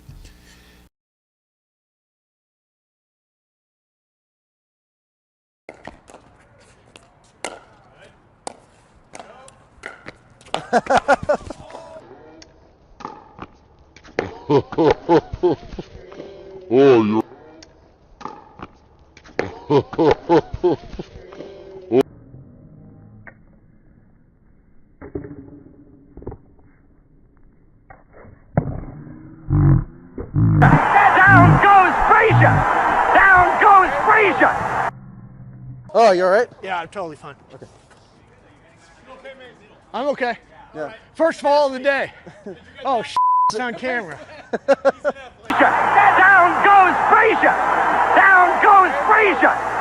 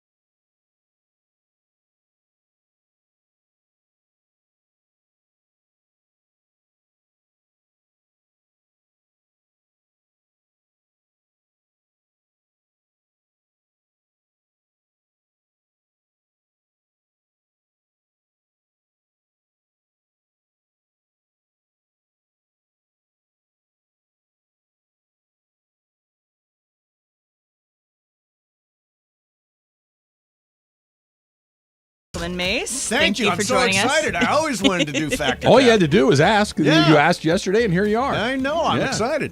How do you like the ideas for Gus 3.0? What's it called? Gus 3.0 is interesting. Yeah. I don't like the idea of a Pegasus. I thought that was too much. That's a bridge too far. But I do like the generally speaking, the concept. The and theme. I agree with Andy. No de-aging. No de-aging. No All right, de-aging. we can take that. Do you like the idea? And shoot them all at the same time. I like think- Avatar. Yeah, like Avatar, Back to the Future. Yeah. What about the idea of our Gus kind of clandestinely playing sports behind his father's back, who forbade it because his own father was in the league? I kind of like it. Or is this something that he discovers in the attic, like an old picture that launches him in this Discovers in the attic, yes. Because this has got to be a family. It's about a family. It's basically Coco with the donkeys. family, as It's all about the Diesel family. would say, yeah. It also has to be a tight 90. It can't be anything over 2. 90 minutes. Yes. Another very Tight good 90. idea. Yep. Welcome back to the team. Emily's been crapping all over our idea. She's really not on board with it. I have just logical questions that need to be answered, but we're getting Obviously, there's a lot of logic involved in this pitch. Thank you, Mace. He gets it. All right, Why so this- can't you get on board, Emily? The first question or first statement is from Taylor, and this is a very Mace-centered statement. So this is a scenario in which you had to either shut down all donut shops or shut down all dispensaries. All right, so this is the world that we're living in. You had to choose one or the other. So if you had to shut down one, you would shut down a donut shop. Taylor, fact or cap? Oh, sorry, Travis, fact or cap? Oh, I would shut down the donut shops in a second before the dispensaries. I could take or leave a donut. I don't dislike them, but I don't have to have them. The other thing, it's part of my lifestyle that I enjoy a great deal, and I would be really disappointed if the dispensaries shuttered their doors. This is fact.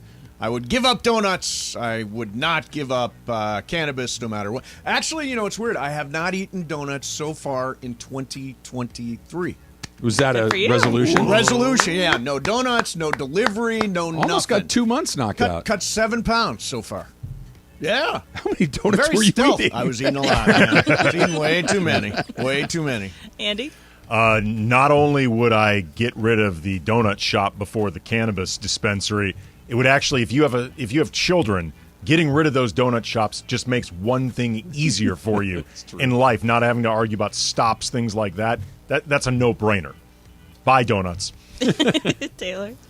I would go with the dispensary because, it's still possible to, find weed elsewhere. It existed beforehand. Back alley weed? Is that what you're talking It's about? like it's 2007. Oh, yeah. yeah, you're a musician. You can find Yeah, weed. he's got to hook up. You need anything, let him know. I gotta save I gotta save the donut shop. You could also make donuts at home. So Taylor, you could learn a craft. That's maybe. a good point, but who's doing that? Were you like a donut chain guy? Are you going to independent donut places, or do you not discriminate? It's called DK's Donuts. It's in Santa Monica, and I Okay. order from them every single time. Those are my donuts. Love it. Those are my people. Mace, you should have a donut named after you. How long? I should. How Yeah. long before they go out of business if you're not a part of Well, it? we went there live and in person because the idea is don't deliver, right? So one night we did go there. This is the one night we did have donuts. We went there live and in person, and I was like, there should be a plaque here, man. We probably Built ordered by Steve probably Mason. ordered donuts 50 times last year. So there should be a plaque, the Steve Mason Memorial Donut. I guess not memorial, but yeah. It's like when you go into some of those like celebrity restaurants and they've got the photos all Yes, over. exactly. My picture should Do be you always up. get the same ones too? Yes, vanilla cream, Yep. double dunked, old fashioned. Nice. Love that. Yeah. All right, so this next one, we know, Mace, you love taking vacations. Travis is about to go on a vacation. And so so there's two types of people when they take time off. You're either a vacation person, which means that you go to some place and you sit there and you do nothing. You just relax. You don't really explore. You get to a nice place and you sit there and you do nothing. And that's the time off part. Or are you a trip person, which means that you like to have everything planned out, you like to be very busy on your time off. So you are a vacation person and not a trip person. Mace, fact or cap? It is fact. I like to go somewhere and just sit. We usually go somewhere where they've got hot waters, thermal waters, like that kind of thing. You lay around, you soak, you read, you do kind of nothing. I've never been one of those guys who's got the complicated itinerary. We're going to see the waterfall on this day. We're going to go horseback riding. I've 10 never minutes been that behind guy. schedule. Let's go. Let's get it I know going. people like that. Yeah. But Juan and I, thankfully, agree on the vacation style of vacation. Nice. Andy? Honestly, I'm in the middle. Like I don't want to have some regimented, we do 9 different things each day. Like, I don't want it to be hectic, but sitting on a beach for 7 days, I will get bored. Like, after a while, that I feel like I could have just gone to Malibu and done that. I don't need to go to, like, Mexico or Europe or somewhere like that. I just wanted to see, like, maybe 1-2 things tops. Get some time there, soak it in, and then by the afternoon you're done. You can go back to relaxing. Trav? I'm a vacation person typically, but kind of like what Andy's saying. I wouldn't mind if I got a week off. I want to do 2 things. Wherever we're going, we're going to do 2 things, but I don't need to have it hardwired in we're doing this at this day and this time. We're going to get over to that thing at some point. Maybe it's today, maybe it's tomorrow, but I like the idea of eating, sleeping, and just kind of wandering around that's the trip that I like. I do not need an itinerary. It gives me anxiety. Taylor? Mixture of both for me. So day 1, you get in, decompress a little bit, just chill out in the hotel or wherever, relax a little bit. The days in between, go out and explore, and then the last day, decompress again.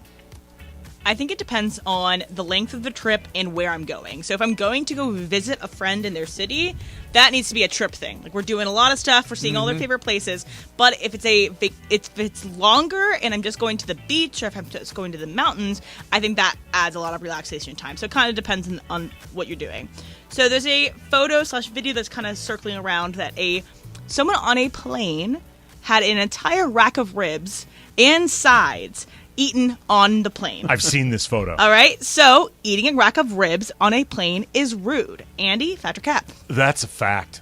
That's too much accessory. I mean, there's too many bones that are going to be laid around. Too many, like, rib sides, barbecue sides tend to be pretty elaborate. What were they? And Beans, messy. slaw, mac and cheese? I want to say it was like fries, slaw, and maybe like beans. There was a cheese item. There was some Maybe type of very mac and melty cheese item. And they brought their own ribs? It was like essentially like, you know how there's like a box of donuts that look like that? It was like the size of a box of donuts, but it was just like the rib meal. accoutrement. Yeah, that is fact. That is rude. That is inconsiderate to everyone else around you. It's also totally impractical. You're an idiot for doing that. Eat your little. Oh, I was going to go fact. Eat your little bag of peanuts and your little cookie they hand you. But you bring, like I was in a flight where a guy bought a whole thing of Chinese food from Panda Express. I'm like, no, that's not the way we roll here. You have sandwiches? It's really rude. You can have sandwiches, but like no smelly sandwiches. You can no have salads. a turkey sandwich. Yes. You can't have a tuna sandwich. Yes, like I absolutely agree. There are rules to these sorts of things. I'm going to go the other way, however, because the airlines have stripped you of any bells and whistles at all. If you're on a flight of any significant length, you're going to want to eat something at some point. The little bag of salty snacks and the half a can of Coke that they give you is not going to do the trick. And the way that people travel right now, being the guy with a rack of ribs, you're like the least offensive person on the plane. The way that people dress, they take their shoes off, they're bringing animals. Yeah. That just having something that smells like a barbecue pit actually isn't so bad in the grand scheme of things. Have you guys recently ordered like full food on a plane? Like when I flew home, I think for Thanksgiving, I ordered a hamburger on the plane. Have you guys done that recently? No, I have not. Not recently. It I was get a like- can of Pringles yeah. and that's it. Yeah. That sounds pretty good. Taylor? Fact. Yeah, this is rude. Unless you brought enough for everyone, then it'll be fine. One rib for every seat. Sure, exactly. All right, so this next one, I was listening to a podcast, and their producer says, and I don't know exactly his age, but I would say he's roughly my age, probably 25, 26, 27. And he was saying that he still only eats chicken nuggets, that's his entirety of his diet consists of chicken nuggets and maybe fries, like added in, maybe a broccoli here and there. So, picky eaters are a red flag. Taylor, fact or cap? Yeah, I don't know. I think at that point in your life, it's just embarrassing. You have to expand a little bit. Fact. If a girl went to a nice restaurant and she just ordered I'll chicken take the tenders chicken and fries, fingers. Yeah. is that a red flag? Not if it's the first date, but if it's a 10th date and that's all she's ordered since then, yeah. You also might want to ask for some ID. Travis? Being a picky eater is fine until it intrudes on the group, right? Like if you are the I'll only eat nuggets and fries person and you want to live your life like that, whatever. What do I care? It doesn't bother me. But if I can't go to a place because they don't have nuggets and fries on the menu and now it's affecting everyone else because you will only eat the one thing, that's ridiculous. You can't have it affect everybody else. So, yes, it is a red flag because at some point it's little. I don't know if it's OCD or something. You need to open up something. You need to have a burger, a hot dog, a steak, a piece of salmon, something. Mace? That's a fact. I could not be with somebody who didn't have a somewhat adventurous palate. Yes. Right? Like for example, chicken finger person. We're going to go to Katsuya tonight. It's like no, you're not. No, we're not. Right? Well, we're going to go to Fleming's. No, we're not. It's like you got to broaden your horizons. There are very few things that I won't eat. Very few. I have two. You have two? I have two. Cauliflower and cinnamon. Cauliflower's good, man. Cauliflower is good. Cauliflower's good. Cauliflower pizza crust? I can't. Awesome. No, thanks. stop. Not better than pizza crust. I made pizza over the weekend. I've got it's like basically like an indoor pizza stone type oven. It's fancy. It's fantastic. I put roasted cauliflower on a vegetable pizza. It's phenomenal. Travis is not in on that. No, I'm in on pizza. I'm not in on cauliflower. So it's only pizza. cauliflower and Cinnamon. Yeah. I cannot think of a thing that I wouldn't at least try. Yeah. If you said to me this is literally anything other than those two things, I'd try it. Yeah. I can't do funnel cake because I had, funnel cake I had is a bad delicious. experience when I was a kid, and now it's Did just... the powdered sugar stick in the back of your throat and you No, choked? we were on a Girl Scout trip in New Jersey, and we went to the Jersey Shore. We ate some funnel cake. Oh, and the then shore, yeah. The ride home, beach. Yep. everybody vomited. Ooh. So, yeah. What No, about a thank you. scoop of ice cream on the funnel cake? Oh, now you're talking. Melts Now a you're little talking. bit. Where on the shore did you go? We always went to Wildwood. Wildwood, Yes, New it was Jersey. Wildwood. It Yeah. was like the one with the big Ferris wheel Yes, and stuff like that. yes. Yeah, that's where we went. I've gone to Asbury Park and stuff too, but yeah, Wildwood was great. Andy, what about you with Picky Eaters? I'm not into that. I'm like Mace. I'm a pretty adventurous eater. I'll try just about everything. It also, I'll tell you what happens in my house. Nobody is necessarily picky, but we don't all eat the same stuff. Mm-hmm. That's where it can get logistically difficult and where you end up starting to settle into a bit of a rut because as somebody who does a lot of the cooking in the house, I just start thinking about simplicity, like what can make everybody happiest the easiest, as opposed to coming up with 3 different meals in a certain amount of time. In my household, we've got it down. If it hits 4 of the 5 people in the house, that's good enough. If you're the 5th odd Figure man it out, out. you're on your own. You can make a PB&J that night. By the way, couldn't be with a vegan, couldn't be with a gluten-free, whatever gluten-free person. would be hard to navigate. Yeah, that's tough. Years ago, I dated this girl for maybe like a month or so that was like a hardcore vegan. The only place we could go to eat, because this is before like vegan eating was really even an option, we'd have to go to Real Food Daily. I know Real Food Daily. Every single Nothing's time. even cooked there. It's like Raw all a big only? salad. Yeah. Yeah, it didn't go anywhere. Yeah, no. All right, I have one more left for you guys. So we all are so excited for Cocaine Bear to come out this week. I have my ticket for Thursday. I'm super stoked. So it is Ray Liotta's last performance. It's his last movie that's going to be coming out. So I had this. Put yourself in the shoe of a very famous actor. You would rather be known for a cult classic, like something like a Cocaine Bear may turn out to be, or an award-winning performance that might be more serious that people don't always go back and rewatch. So you would rather be known for a cult classic over an award-winning performance. Mace, Fed, or Cap? Cap. I'm in this for the awards. I want to win an Oscar. I want to win a Grammy. People's Choice. People's Choice. There's no such thing as enough awards for me. No, I just want the awards, so it's an easy choice for me. You could ask Mace, would you rather give a bunch of great performances that never win awards or a bunch of crappy performances that get you all the awards? He's choosing crappy. Yep, give me crappy performances and win the trophy. You know, it's funny that you bring up Ray Liotta with this because I've always thought about him. Like, he obviously had a great career and he was a really great actor, but I don't think he was as big as his talent was. But I always think about he was Henry Hill in Goodfellas. And, like, that is the performance that if I were him, I'd be like, whatever happens with the rest of my career, I'm good. Like, I am in Martin Scorsese's best movie, and I'm the center of this movie with prime De Niro, prime Pesci, prime Paul Sorvino, Lorraine Bracco. I'm in basically every scene of the movie, and I crushed it. Like, that would be enough for me. Yeah. No matter what happens from there. Didn't win an Oscar, so He wasn't I would nominated. pass on He wasn't that. nominated. Wasn't he nominated? No. Oh, that's a crime. No, De Niro, interestingly, I think was nominated for Best Actor from it. He As might have the- been. but he wasn't the nothing lead. for Ray Liotta. No, Pesci won Best Supporting, Yes. and Bracco was nominated for Best Supporting Actress. And nothing for Liotta. No, remember it lost Highway that year Robbery. to Dances with Wolves for Best Picture. Ugh. Yeah, I hated right. that movie. Yeah, Trev. I would want to have the career with a bunch of big blockbuster hits that everybody knows. But if we could kind of split the hair here a little bit, like, I don't know if this is a cult classic because it's very, very popular, but a movie like Dazed and Confused, right? That's a great movie, yeah. That you have, like, Ben Affleck is in it. He's almost unrecognizable in it, right? So that if you could have both, that I'm in this kind of cult classic-y movie that a lot of people have seen, but you also are in mega blockbusters that you're doing. What was the one where they snuck the hostages out? Argo, and all of these sort of. That would be the one where you get a little bit of both. That you have this massive career, you make a lot of money, you get all the reward space, and oh, by the way, I was in this little movie called Dazed and Confused. I would want both of those things. Taylor? Give me the cult classic. I'll take it. All right, thanks, Mace, for hopping That's in. a very short answer. That's what Taylor does. That's why when you get a slightly longer one, you pay very close attention. All right. Hey, I had fun. Thanks for inviting me. Anytime, man. All right, cool. Or TT. I got to go meet. I got to go meet with Boss Amanda right now. Uh-oh. Good luck. Did you do yours? I have, yes. Was it bad? I'm still here. All right, good. So, I good. mean, yeah. There's hope. There's hope. Good luck. I think I'll be here at 1. We'll see. Yeah, with 12:55, find out if Mason. Well, you're not here Thursday and Friday. Coincidence or no coincidence? Oh, that's right. I'm out there. Oh, yeah, you may be right. Yeah.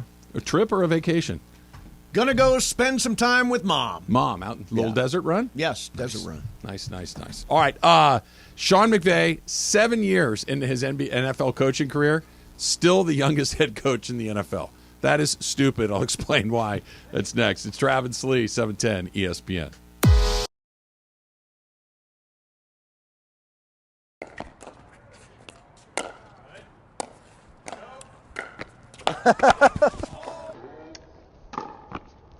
Oh,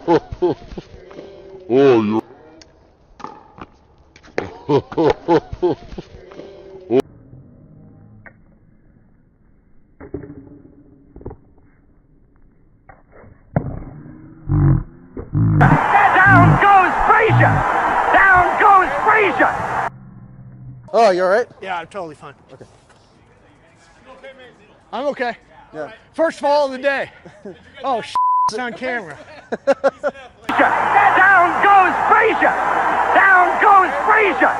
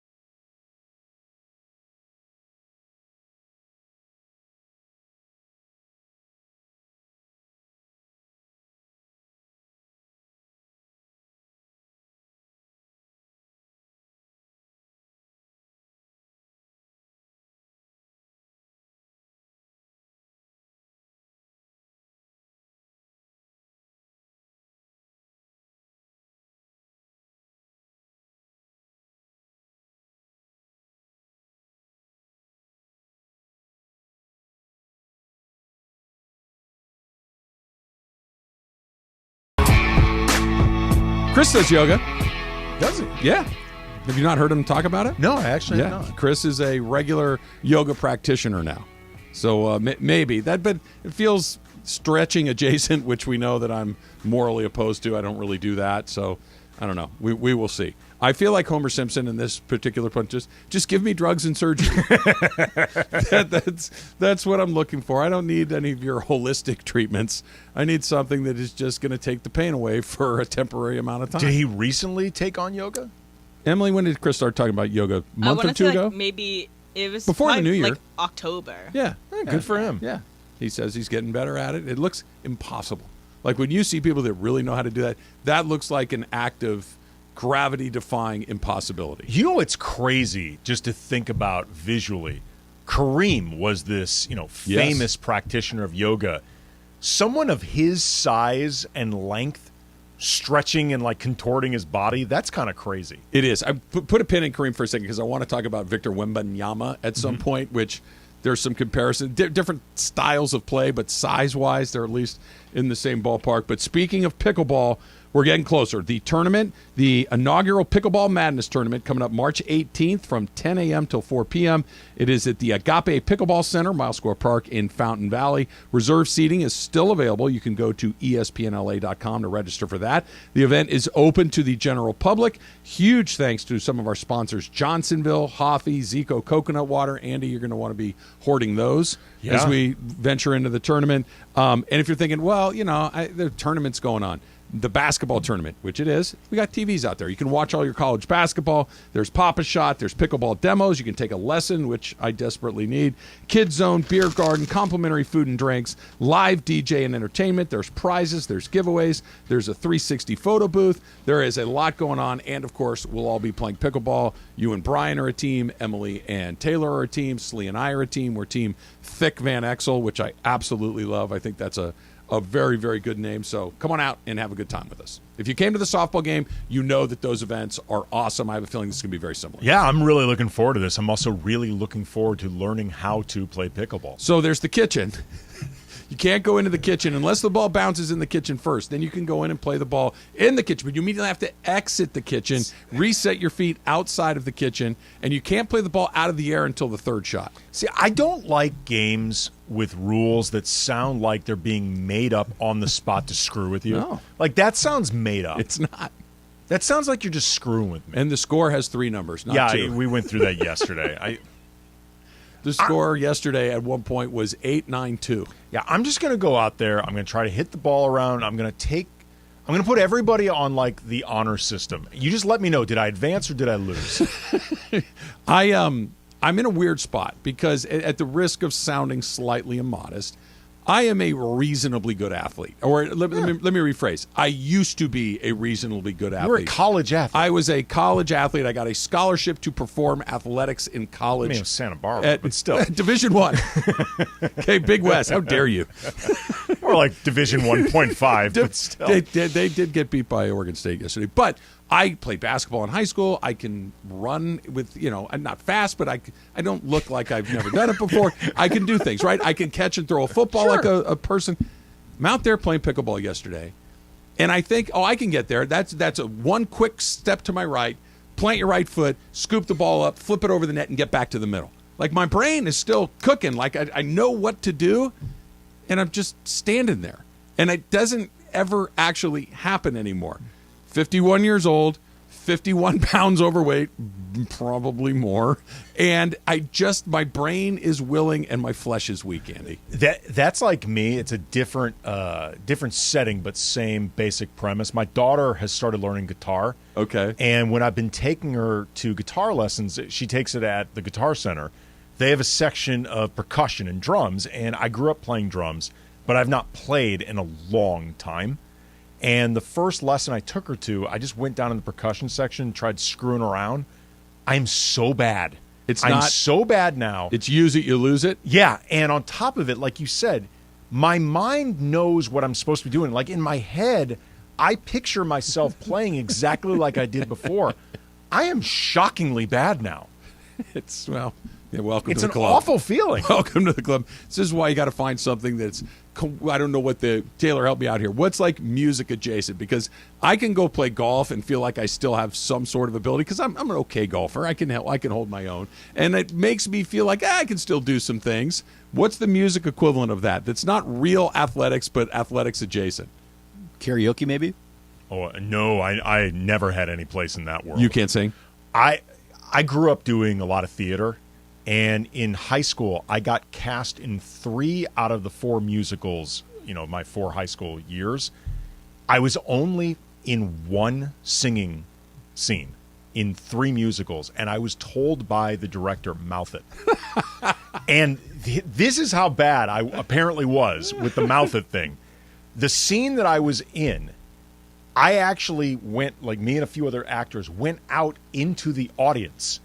So I said to the director, I'm like, if I'm mouthing it, they're going to know. And he said, okay.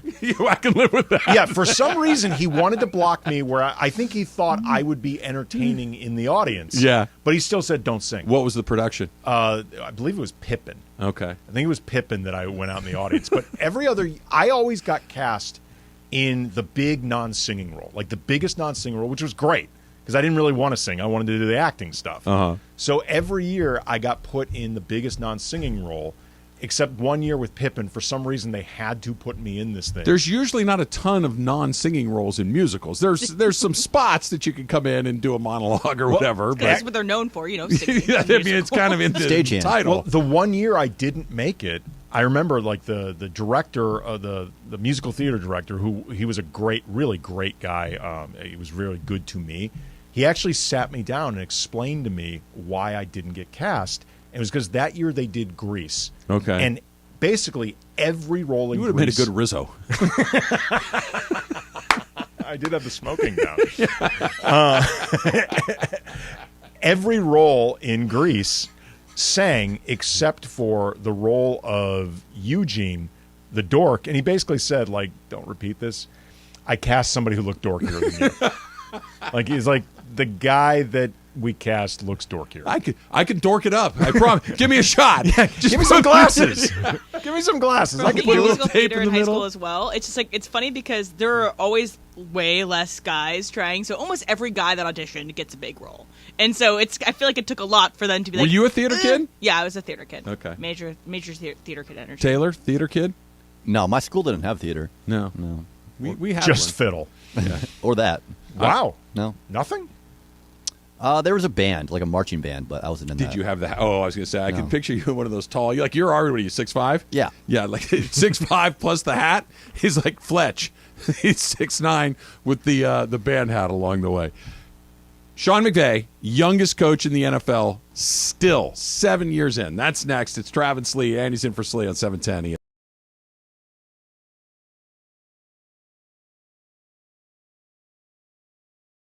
All right, I'm talking to all 710 listeners right now. Let's start off with this. March 18th, it's a Saturday afternoon. Miles Square Park in Fountain Valley. That is where I am about to teach everybody a little bit about pickleball. And the reason is because you see my father here is a world champion pickleball player. And while I have never played pickleball, not one time in my entire life, I already got my own racket, which means I'm about to kick some you-know-what. So come on out and support. Be there. We'll all watch college ball games together, and we are going to win.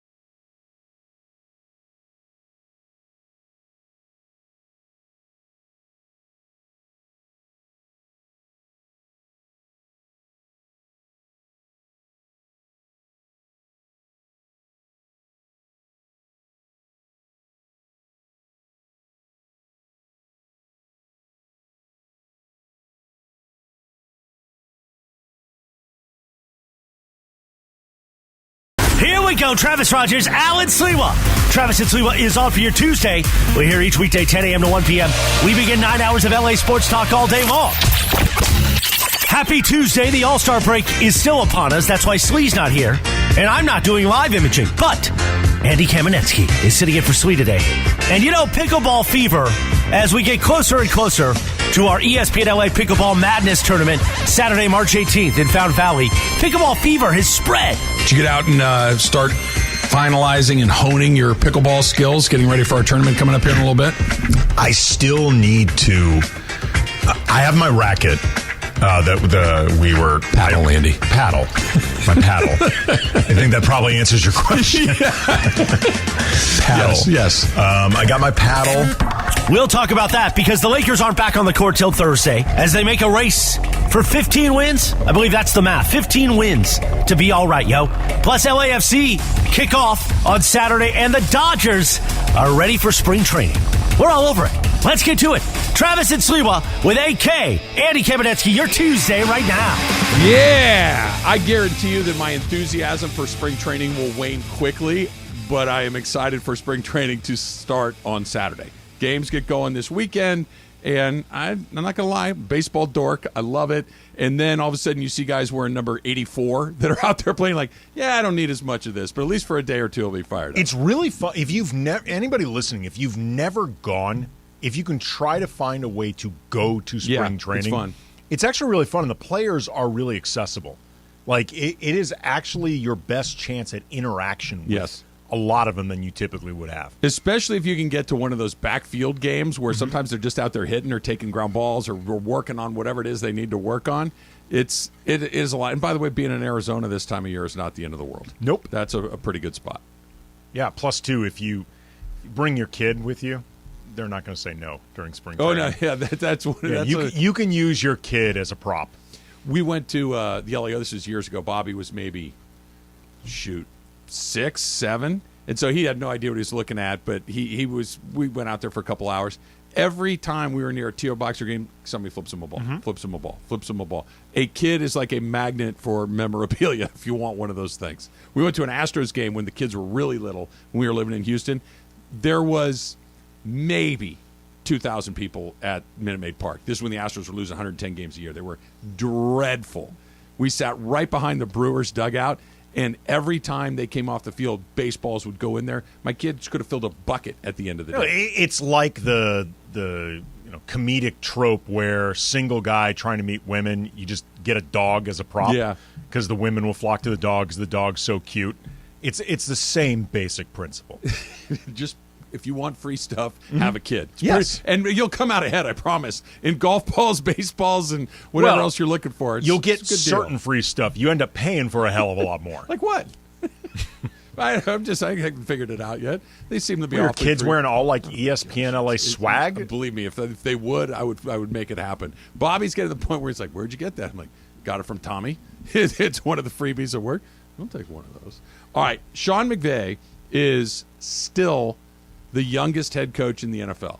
This will be his 7th season as a head coach in the league. And I think that's just really hard to kind of wrap your head around that's how young he was when he first got the job, because he's still far short of 40. And even 40 is a young is a young age to start as a head coach. He was barely 30. Andy Reid just won the Super Bowl. Right. And Andy Reid feels like they built the league around him, right? Yeah. That he's been here forever. If you get that spot right, everything else is much more manageable. You can be deficient in some other spots on your roster, not a quarterback and maybe not at one or two other places. But if your head coach is not up for the job, you're dead in the water. But I don't care how many good players you have. I don't care if you have Justin Herbert as your quarterback. Look at Trevor Lawrence 2 years ago with knucklehead Urban Meyer. Everybody's thinking, wait, does Trevor Lawrence suck? No. He just had a terrible head coach in an introduction to the league. You give him Doug Peterson, who is NFL competent. Not only do they go from the worst team in the league to a playoff team, they win a playoff game. This is the spot that if you get it right, everything else gets a little bit easier, and the Rams got it about as right as you ever could. I'm trying to think right now. Is there an NFL coach, Brandon Staley, who spent some time in the league without really much respect, that managed to do well, that like nobody thinks was particularly good, but managed to find some degree of respect? Define respect, like won games, or was not looked at as a clown, or lasted a long time. Like a lot of guys have come in and gone out real quick. Lasted reasonable amount of time, won a reasonable amount of games, but nobody really thought was all that good. Okay, I have, and his name is back in the news, and maybe that's why it's front of mind for me. And at the risk of maybe firing a shot at one of our colleagues, I think Rex Ryan might have fallen into that group. Okay. Rex Ryan was thought to be a reasonably competent defensive-minded coach, but when it came to the nuts and bolts of being the CEO of the team, not so much. Did go to 2 AFC Championship games. Did last he was a head coach in Buffalo, a head coach in New York, had multiple opportunities there, but I don't know if anybody's saying, hey, who just can X and O with the best of them. But there was a Rex period, Ryan. though, where folks thought Rex Ryan really was like an up-and-coming football mind. But as a personality, like a leader, the dreaded leader of men kind of label? Yeah, there's a difference. Yes. Like Mike Brown, for example, with the Sacramento Kings right now, who's having a terrific season. I'm really happy for him. Taylor, pay attention. We're talking because Kings. He's an awesome guy. Like he is maybe my favorite coach I've ever been around in terms of just I like him. Really? Yeah. But when he was with the Lakers, and I think really maybe even his first couple stints, certainly the second one with the Cavs, maybe even the first, he did not have, I think, that type of leader of men personality. Certainly that Lakers team, they were way too experienced for him. And Mike Brown, on top of it, he is super meticulous. Mm-hmm. He's actually one of the rare guys that you say he works too hard for his own good, or at least used to. I remember when he got hired, he was heading into that season where there had been a lockout. So there was a period where the players were inaccessible to teams. Mm-hmm. And after they hired Mike Brown, me, my brother, and some other people that were local media that regularly covered the Lakers, we got invited to the facility to have this lunch with Mike Brown and meet him, ask him some questions. And he took out these three-ring binders. One of them was labeled offense. The other one, and these are thick binders. Next one's labeled defense. The third was labeled practice. And I was like, okay, this ain't going to work. Yeah. I mean, you've got this team with Kobe and Powell and Fisher and Meta World Peace and all of these veterans, all these guys who've won before, that really need more of just a caretaker to get them through this thing. And then remember, he was going to at one point he's going to introduce the Princeton offense, all this stuff. Mike Brown was actually too prepared and too meticulous, and I don't think had the heft to get these other guys to buy into him. I think his time with the Warriors taught him a lot about how to do that. Mm-hmm. Whatever he's doing now, it's working great with the Kings. Well, there's different times for different guys, right? Yeah. You're talking about that to give a coach, like you're talking about with Mike Brown, that Laker team, that's not the right guy at the right time. That to give him this Kings team feels like a far better fit. This is what makes the McVay thing so remarkable to me, because McVay was considered a prodigy, right? He comes from a football family, and he's been around the league from the time he's old enough to stand up, so he knows how the league works. But to give a 30-year-old guy the keys to the franchise took some vision. It wasn't just, hey, look, we know he's going to get there, but maybe not now. That we've seen it before. We've seen guys. I'll use Mike Shanahan as an example. Mike Shanahan gets hired as the coach of the Raiders a million years ago, and but it's just not quite his time. He goes to the Broncos and he knocks it dead, right? You give him the John Elway and everything else, wins a couple. Pete Carroll. Pete Carroll is another good example. Sean McVay showed up, and I'm sure he had whether either literal or metaphorical binders for offense, defense, and practice, but he realized that if I just come in as the guy who knows everything, I'm younger than half the guys on this team, or at least a portion of them. I need to find a way to connect with these guys. I need to put a staff around me that can kind of push me in the right direction if I start to wander off the path. And I think a lot of people think they know how to do that. He actually did. He actually understood what he didn't understand and surrounded him with the people that did. And that we're here where we are, 6 years, 6 in the book, 7 coming up, been to the Super Bowl twice, won it once, and already we're talking burnout scenarios. Tells you how advanced he was when he hit the ground running at 30. Like, he already had the fuse lit before he'd even coached his first game as a head coach, to the point where 6 years later, it's, I don't know if I can do this anymore. That's how ready he was at that ridiculously young age. Well, I think the point that you made about him recognizing what he didn't know, or just the credibility that he didn't already have, when he brought in Wade Phillips to be his DC. Exactly. Because Wade Phillips was, he was obviously really good at what he did, but he was also the prototype. He'll be the guy that we hire if this doesn't work for you. He will be your replacement. Yes.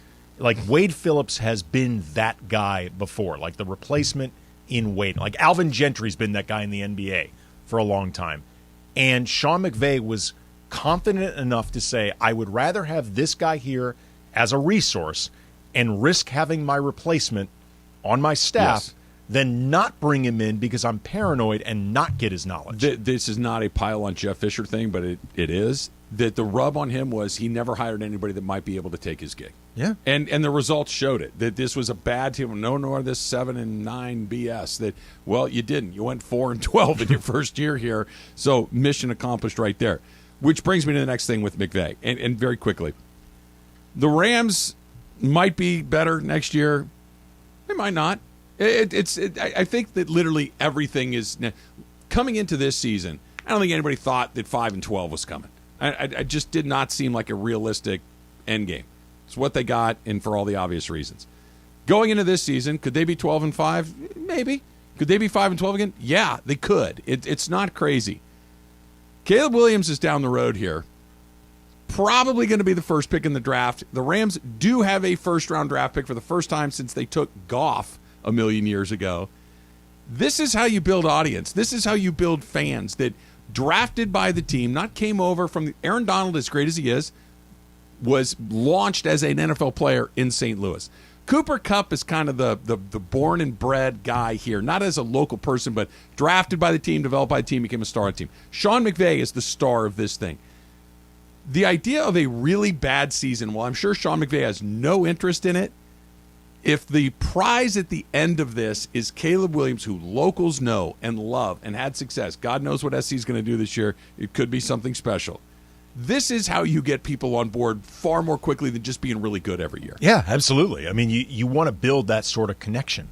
And Caleb Williams could be the quarterback that Rams fans, but also the city, sees grow up in front of him. It's actually something the Chargers have with Justin Herbert. Mm-hmm. And Justin Herbert is really good. If he played for a franchise that had a higher profile in its city, Justin Herbert would be omnipresent in LA. Yes. But just like the Chargers are, being honest, like the third-string football team in this city. At best. At best. Yes. It's the Rams. Look, it's the Raiders, number one. Well, sure. Oh, I just said in the city. Yeah. Well, I'm saying if you just lined up That's who has true. the most fans, that is true. It's the Raiders. Oh, yeah. If you're counting the Raiders, yeah, it's Raiders, USC, Rams, and then there's a big old gap, and it's the Chargers. And it's not even because the Chargers are doing anything wrong. It's just because they have no real connection to this city at all. The other team that should maybe take a look at seeing what else is out there and what do we want to do and how do we go from here are the Raiders. They don't have a quarterback. They have a guy that you could put in there, and Jarrett Stidham, who's okay. But I'm just saying, laying the groundwork for Caleb Williams in Vegas, that makes a whole hell of a lot of sense too. These things all fit together very, very well. You got Matthew Stafford, you got all these other things you got to do, but Caleb Williams juices those two teams like no other player could. None of them could. It would be exciting. It would be really exciting. What if look, and by the way, this is not a pie in the sky. They could win a national championship or compete for. They were one game against Utah away from being in the Final Four. They got to fix their defense. They absolutely have to fix their defense. Their defense. But even if they go from dreadful, which it was, to just average, that's good enough. It has to be a serviceable, competent defense. Can you get off the field occasionally? Yeah. I mean, you like could see in that last game, Caleb Williams had the look on his face in the fourth quarter of somebody that did not believe in his defense. I don't blame him. No, and he was playing on a Travis Rogers hamstring or Yes. a Travis Rogers knee or whatever that was. He could barely move. That's not how you're going to do it. All right, Lakers, 23 games to go. Got new guys in. They're healthy-ish. Do they get in? That's coming up next. It's Trav and Slee. Andy in for Slee on 710 ESPN.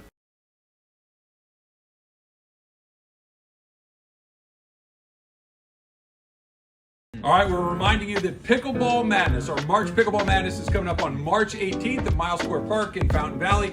It's free for all non-participants, and there's a million things to do, Al. All right, 10 a.m. to 4 p.m. Come out, hang out. We do these events every time we do them. We love having listeners there. We got our Pop-A-Shot Challenge. We got a beer garden going on. So we got everything going on. Don't forget that day. Games for the kids. Bring the kids on out. It'll be a great time. You'll watch me and Al just wipe the floor with everybody because we're pickleball experts. We'll be out in the first round.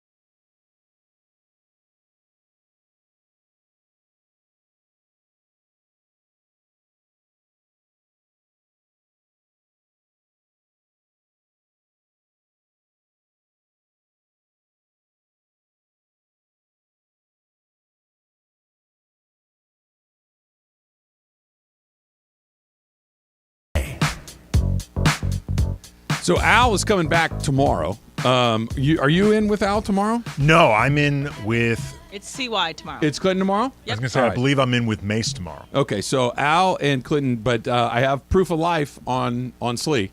Just got a text from him. So he's back from wherever it is he went to. So Al will be here tomorrow. I will not. I'm going to go play golf in the snow. Do you think he's going to reveal any info whatsoever? Good luck to Clinton if he can get it out of him. If he does, good for him. He did do his Lakers talk daily yesterday. I saw, so I was like, at least he's. Was there anything in the background? It was blurry, so he purposely blurred the background, but it did look like our offices because there was the white and red. So maybe he was in Kyiv protecting President Biden. It could be. He could be on that team, the tactical team. But just hoping nothing happens to the president in these 7 minutes. I got to do Lakers daily. I'm sure he has an assistant. I'm sure he has a staff. Hang on, Joe.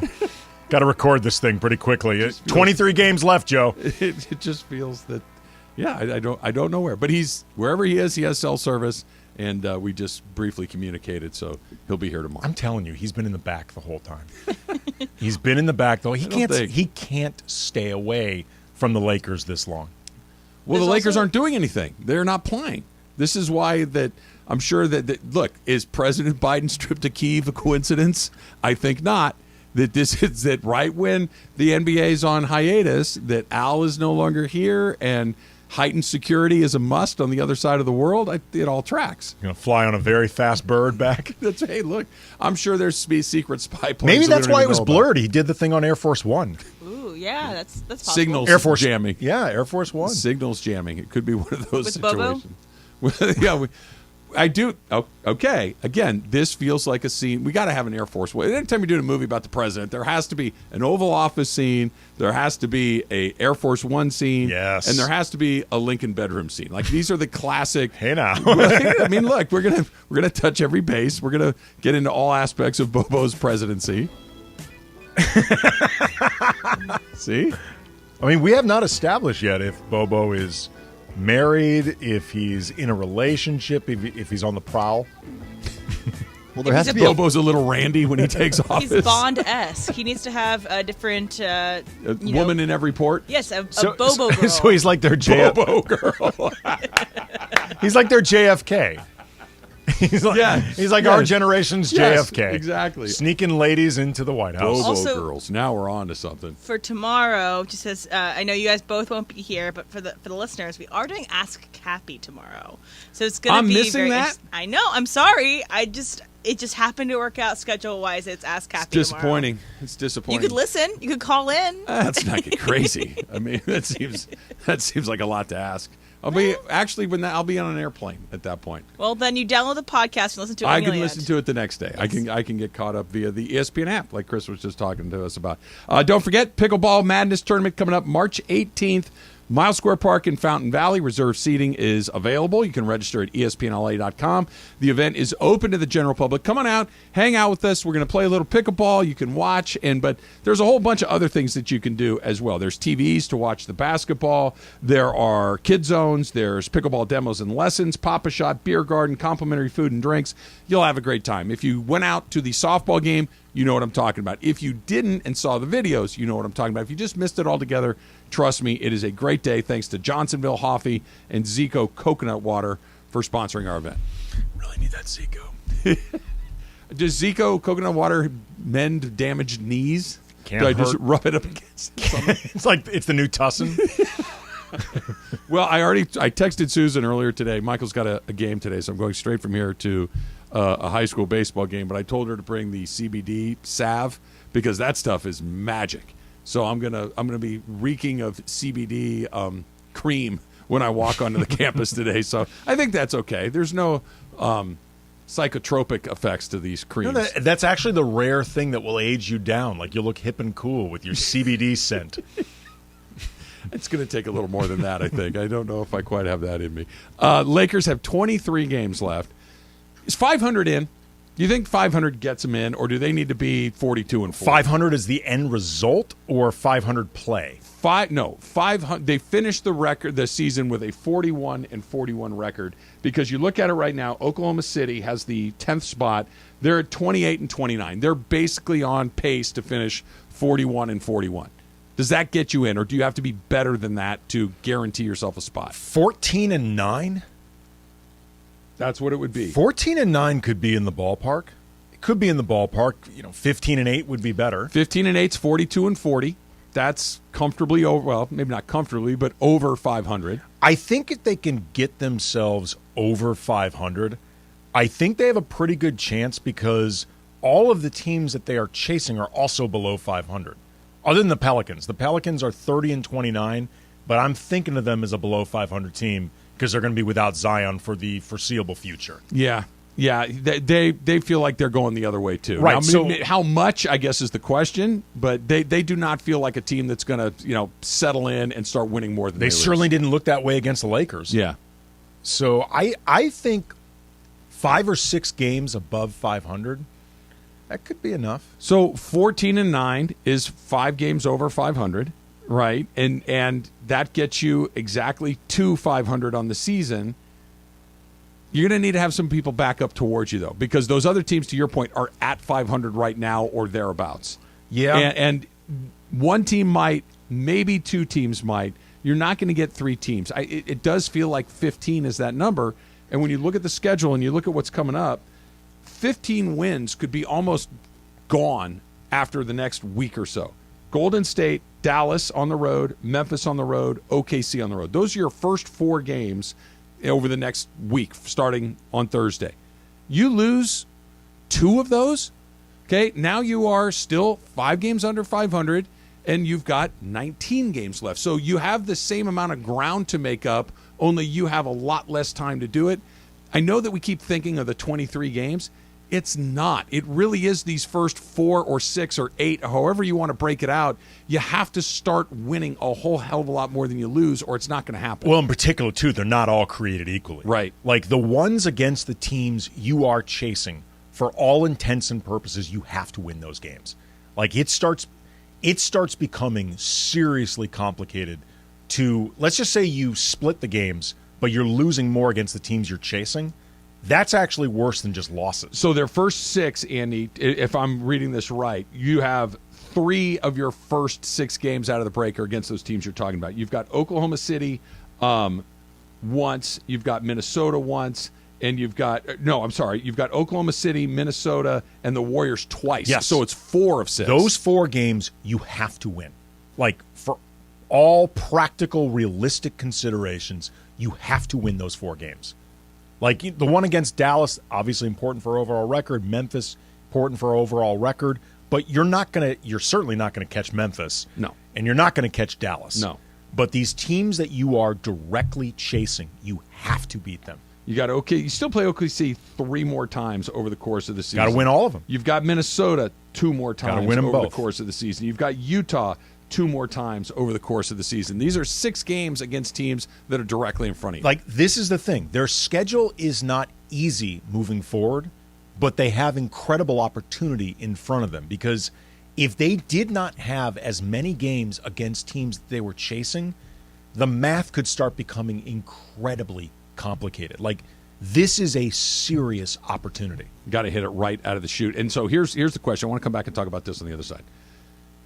If the Lakers don't figure this out, if they don't win their 15 games, if they don't win their 14 games, and if they miss, and they're the 11th best team in the Western Conference despite making the moves that they've made, what does it mean moving forward? In particular, what does it mean for Anthony Davis in light of all of the, I wouldn't say fires that we saw over the All-Star break, but little smoke signals, if nothing else. We'll get into it next. It's Trav and Slee. Andy's in for Slee on 710 ESPN.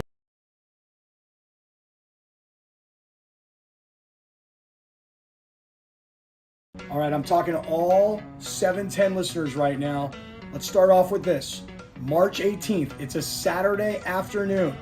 Miles Square Park in Fountain Valley. That is where I am about to teach everybody a little bit about pickleball. And the reason is because you see my father here is a world champion pickleball player. And while I have never played pickleball, not one time in my entire life, I already got my own racket, which means I'm about to kick some you-know-what. So come on out and support.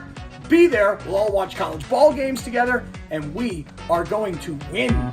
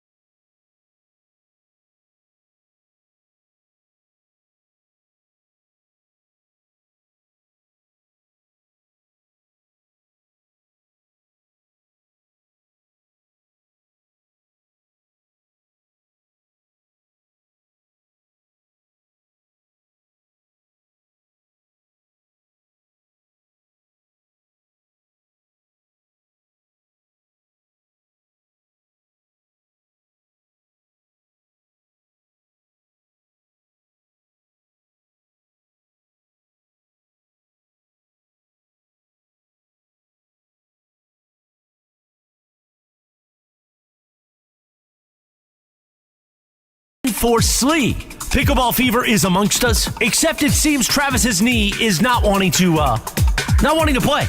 I iced it last night. I've taken all of the pills. I've done this. I get up this morning, put my feet on the ground, getting out of the bed, and hear an audible pop out of my right knee. Ooh. It hurts every time I bend it at this point. So Team Thick Van Exel is going to be operating at a disadvantage that I can barely move today. Just do yoga, Trav. Try yoga. Travis and Sliwa with Andy Kamenetzky continues now. Maybe. We'll see. You got to make sure that Slee's good with Thick Van Exel tomorrow, too, Em.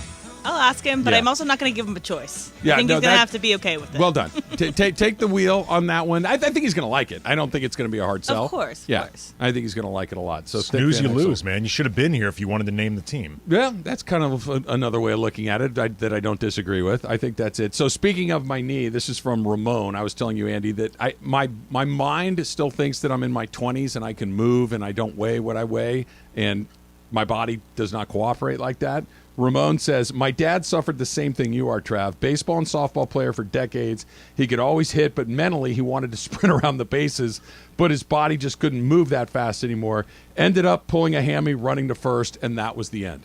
Well, that doesn't help me, Ramon. No, it does not. That's not at all what I wanted to hear. Now, you guys saw me in the softball game. I don't run. I know that my limitations of running are I glide, saunter, perhaps. Trot is even a step too far. I think saunter is Like, what's the right pace? speed. Is it like a mall walk? It's slower. Slower than a mall remember walk? when you hit the home run? Yeah, is it that took a you had while. you had a trot. I did. I had a nice, slow little gait. Saunter, I feel like is the right way to do it. I was setting you up to remind us. I know. That's why I'm not doing it. I don't like to be manipulated. I know exactly what you're doing. Saunter. But since you asked for it. Does Travis go deep? Travis goes deep! The definition of saunter. Yes. Walk in a slow, relaxed manner without hurry or effort. Yes. Yeah. The saunter is exactly what I'm going for. But pickleball is not running. Pickleball is quick. Like quick to the right, quick to the left, one in, one out. Maybe you might have to jump occasionally. You don't have time to process. Like when I swing a baseball bat and hit a softball, I know don't run hard to first. Just get down there whenever you get down there. If it happens, it happens. Your brain in the pickleball, quick to the right, and then pop, knee, hammy, ankle, Achilles. Here's the thing, though, Travis. You can't play worrying about getting hurt because that's how athletes get hurt. That's right. When you try to avoid injury, that's when it happens. You either have to play like Travis Rogers, pickleball force, or you just bow out gracefully. But don't go half speed. Do or do not do. There is no try. The Yoda approach. I like it. Speaking of injuries and halfway and all that stuff, let's talk about Anthony Davis. Sure. Let's, for the sake of this conversation, say that the Lakers are not terrible over their final 23 games, but it's not good enough. Okay, whatever that may be, you miss, you're out, you're 11th or worse, and Anthony Davis plays or does not. It almost doesn't matter his level of participation, to my estimation. Where are we? Where are we in the Anthony Davis's future with wearing a Laker uniform? Because the Kyrie thing is always kind of lurking because of his and LeBron's relationship. He is a free agent at the end of this season. Anthony Davis's tenure here has been, to be generous, a mixed bag. He's been injury prone. Do you decide that he's not the future of your team? Has that already been decided? Does it determine over the next 23 games? It feels like there's a lot at stake beyond this season over what happens over this season. There is absolutely a ton at stake for the future of the organization, Anthony Davis's future with it. And the way the Lakers don't make this playoffs in the theoretical you're talking about matters a lot. Because if AD plays really well, and it's just the math was something they could not overcome. Or let's say somebody else gets hurt, and it's really not AD. It's just somebody else was hurt. It shapes the way you think about this. Like if it feels like AD, for the most part this season, was trending in the right direction, but you always are going to have that question of... Okay, I want you to finish your thought, but I just want to interject real quick. If you've missed, doesn't that by definition mean he's not trending in the right direction? the positives, did the ups outweigh the downs? But the downs are you missed again, and you mostly missed because he missed a huge chunk of the season. Right, but you spent a lot of the season with a roster that didn't work. And that's beyond the fact that Anthony Davis wanted Russell Westbrook. That is not Anthony Davis's fault that the roster did not work. That is on Rob Pelinka. That's not on Anthony Davis. There is always going to be this question, though, with Anthony Davis of reliability.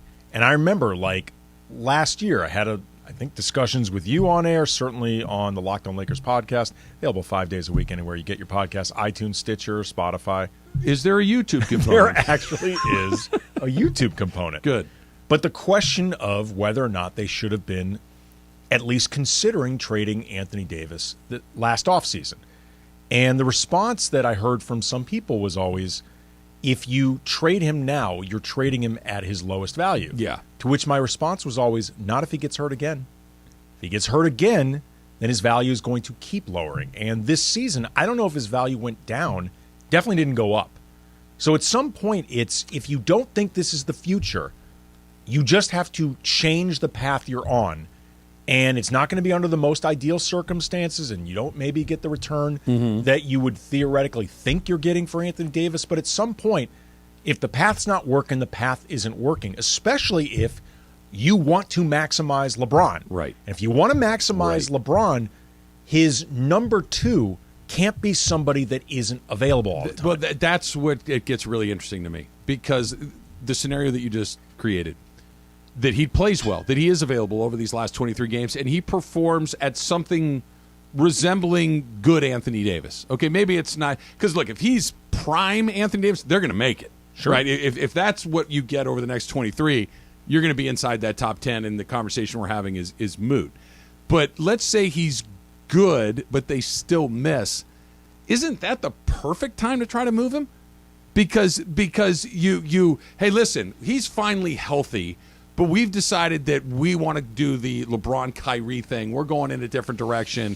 This is the way. You might actually be able to get somebody to give you premium prices coming back the other way if that's the scenario that actually takes place. Because if he's just kind of, if he gets hurt and misses time, then we're right back to where we started, that this just doesn't work for all the obvious reasons. He can't stay in the lineup, and you are getting pennies on the dollar. But the other one is actually the perfect time where you miss, but he's really good. No? No, there's an absolute logic to what you're talking about. I don't think the trading Anthony Davis for Kyrie Irving on a long-term deal is the direction you want to go. Nor do I, but that also is a direction that has proven successful for those two players. Now, 7 years ago. Kyrie is going to Kyrie. There's no doubt in my mind that he's going to. But he does play when he decides to. It's not because he's hurt. No, he gets hurt. He gets hurt. Does he? Well, does he? Let me put it this way. I will never question whether or not a player can be or can't be out there. I will not do that. I'm willing to speculate. Okay, fine. But in this particular case, does it matter? Maybe not. Because if he's going to treat his healthy body as injured, what difference does it make if he's injured or not? Maybe he's not there. He will be on his best behavior. Maybe this time will be different than all the other times. Yeah, I mean, when people bring up the LeBron and Kyrie championship, I just want to remind you, we're talking so long ago, Barack Obama was president when they won a championship. We are two presidencies. We are, by the time Kyrie would theoretically be on this team, we are already getting into 2024 election fever. Okay. That's how long ago we're talking about. I hear you, and that's a very sobering way to look at this. Yeah. But here's the thing. What the overriding... Kobe was still in the league when they won that championship.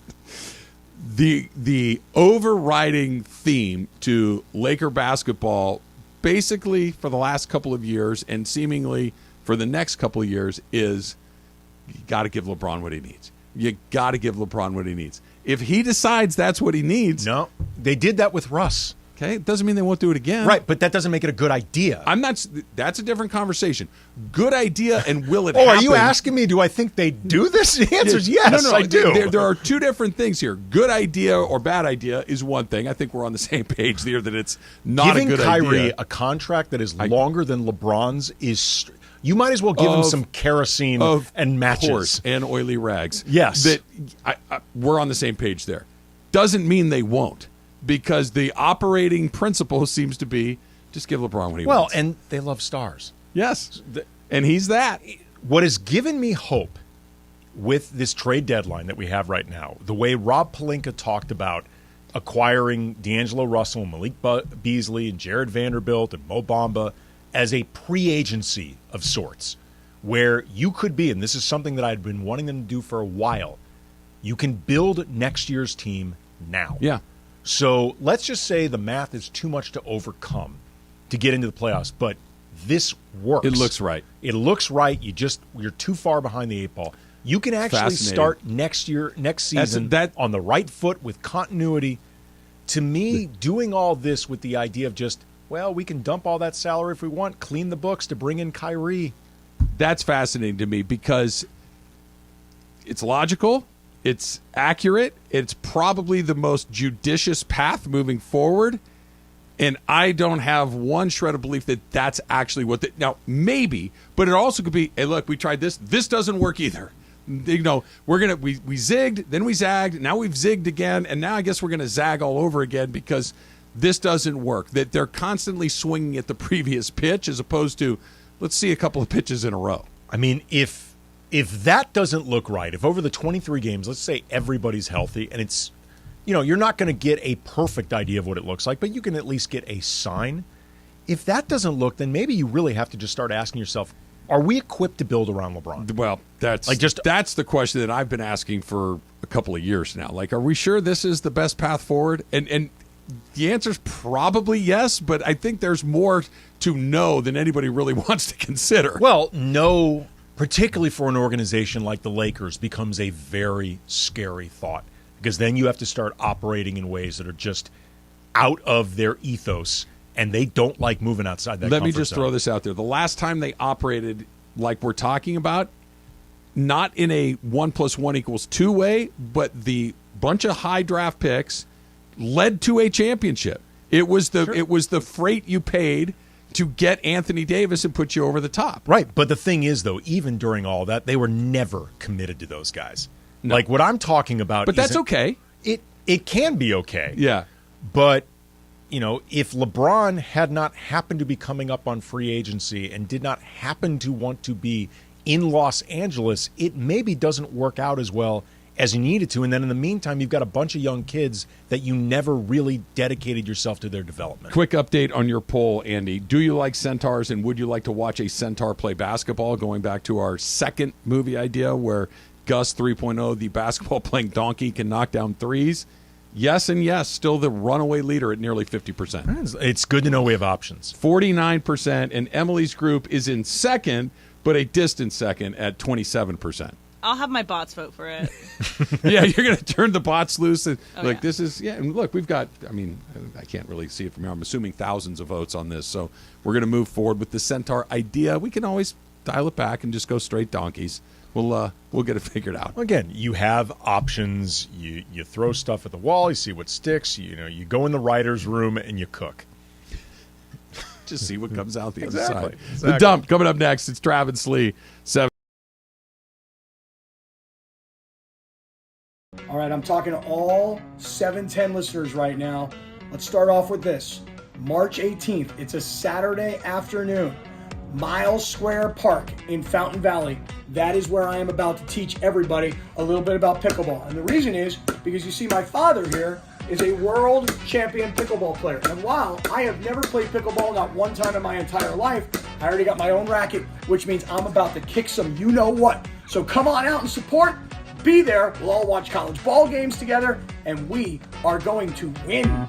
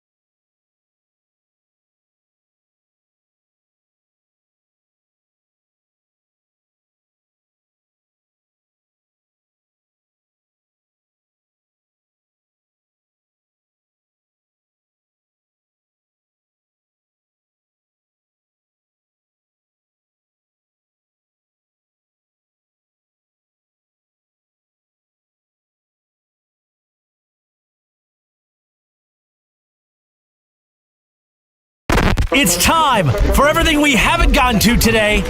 Yes, it's time for the dump. Start right here. It is Fat Tuesday, Andy. You and I were talking a little bit before the show today. We've both been in New Orleans for Mardi Gras, and it's something everybody should do once, and I would strongly recommend doing it while you are a younger person as opposed to a middle-aged person. Yeah, the older you get, I guess unless you are like a New Orleans native and just Mardi Gras is part of a culture that you were born into, it ain't your world. No, it's not. It is not an old man's game. It is a young man's game, Mardi Gras. It's New Orleans is there are two uniquely American cities, in my opinion. There are big cities, there are great cities, but two places that just kind of exist in their own little thing. New Orleans is one. I think Las Vegas is kind of one of one as well. Those are the two places that are. You got to see them. If you haven't gone to do those two places, I'm not saying you're going to like them. You may hate them. There's a very good chance that you're like, wait, this is what you think is a good idea? But there's nothing else like it. Going, even if it's not Mardi Gras, being in New Orleans for a party is an event that you need to try. Well, it's funny you say that because the connection between Vegas and New Orleans is essentially hedonism. Yeah, but different. Well, not different types. A different aesthetic to the hedonism. Sure, but that is. You look at both cities as major party places that are very specific to those cities, and you can't do it the same anywhere else. And I say this with affection in my voice. There's something about New Orleans that feels dangerous. Like, it just feels like this could go bad fast. Okay, same with Vegas. I don't get that feeling. I know it can. I'm not naive. Vegas, maybe not as it's been more corporified. Yeah, like more Disneyfied. I feel like if I take one wrong step down the wrong street in New Orleans, you may never see me again. In Vegas, I feel like I might get spit out of the backside of something that's not great, but I'll be seen again. I could be in the bayou in New Orleans in 10 seconds. As far as proof or like an example of why Mardi Gras is a young man's game, I remember when I went in college with some friends. I did one of those gyroscopes. Where they spin you? Yeah. After taking down copious amounts of alcohol. Did you hurricane it up? I did not hurricane it up, but boy, I knew in the moment this is a terrible, terrible idea. I also went to. The problem with going when you're young is you may not have as much money. Yeah. And like I went as a college student, your funds are limited. I had one like decent meal in New Orleans, which is such a great food city. Yeah, you missed. Otherwise, the motel I stayed in, the crappy motel, yes, was literally next door to a Popeyes. I ate Popeyes 2 or 3 times a day, every day in New Orleans, which is such a waste of a food city. Yeah, it's one of the great American food cities. That Popeyes is. Look, don't get me wrong, I like Popeyes, but I don't need to eat there when I'm in New Orleans. Yeah, I feel like Popeyes is something you can get a lot of places. Yeah, great Popeyes in Seattle or wherever it may be. So I went to New Orleans for my 25th birthday. So it was actually kind of right before I moved here to Los Angeles. It was like the same month, but earlier in the month. And I went with my friend, and one of the things that we did was we did a ghost bar crawl. So we went to all these like bars that were supposedly haunted. Oh, okay. Whatever. It was kind of fun. But the people on our tour, so it was me and my friend who were the same age. We're just two like gal pals. And then there was a couple our similar age. There was a couple a lot older than us. And then there was a couple with a young child. That like a 4-year-old coming on a bar crawl in New Orleans. So, seems like bad parenting. So I was already drinking that entire day. So I have a good time. I like playing with kids. Okay. And so my friend and I were like essentially amusing this kid. We were playing games with her as like outside. Did you get roped in as like de facto babysitter at this point? But like we kind of chose to do it. We weren't like being forced to do it or anything. But the parents eventually went to one of the absinthe bars. Like, oh, thanks for taking care of our daughter. Here's some absinthe. And so then we, had some absinthe. Isn't that the stuff that Vincent Van Gogh drank that made him chop off his ear? Well, it's not what made him chop off his ear, but it was doing it while didn't help. So, it was not the best. And then, by the way, that's how you know you've got a brand. Yeah. That when the brand of your hard liquor is associated with self-mutilation. Self-mutilation from you've got a classic you've got a lane. artists. Yeah. Gotta tell you, it's a marketing challenge, though. It was a fun tour. I would say, obviously, whether or not you believe in ghosts, it was kind of fun just to kind of have like a good time with it. But then my friend, she thought she left her Ray-Bans at one of the bars I went to earlier, and then she demanded that we go back and check all the places. And I was like, "Girl, you left it in the hotel," and she was convinced that she had left it at one thing. We get back to the hotel. The glasses are there, or sunglasses are there. So, I held it over in the hotel, or you're never seeing them again. Yeah, Those are the two options. Yeah, sorry. Very few are worth returning to the scene of a ghostly crime. Are you a New Orleans guy? So I have to correct some things for the record. First of all, I don't even really like New Orleans that much, but I've been a lot. Yeah. And let's just say some humans I've been involved with in my life had a lot of connections to Louisiana for various reasons. Okay. On multiple fronts. Had a couple stints in this situation. Popeyes in New Orleans is different than Popeyes is in the rest of the country. Like that's I see what you're saying. That's to be understood. Okay, yes. If you go to New Orleans and you eat nothing else that you don't get a chance to get your hands on, you better eat at Popeyes in New Orleans. Okay, fine. It's better Popeyes in the rest of the country. That's a fact. Fair. And just saying that. my first introduction to Popeyes was when I was at USC, and I'm willing to believe that the one on Figueroa is different than the one in New Orleans. That being said, though, you would agree with my original premise. You can do better for food in New Orleans than Popeyes multiple times Especially a day. if you're going the fried foods route. My thing about New Orleans is this. You said it feels kind of dangerous. It does. The thing I don't like about New Orleans, it's a little too slow.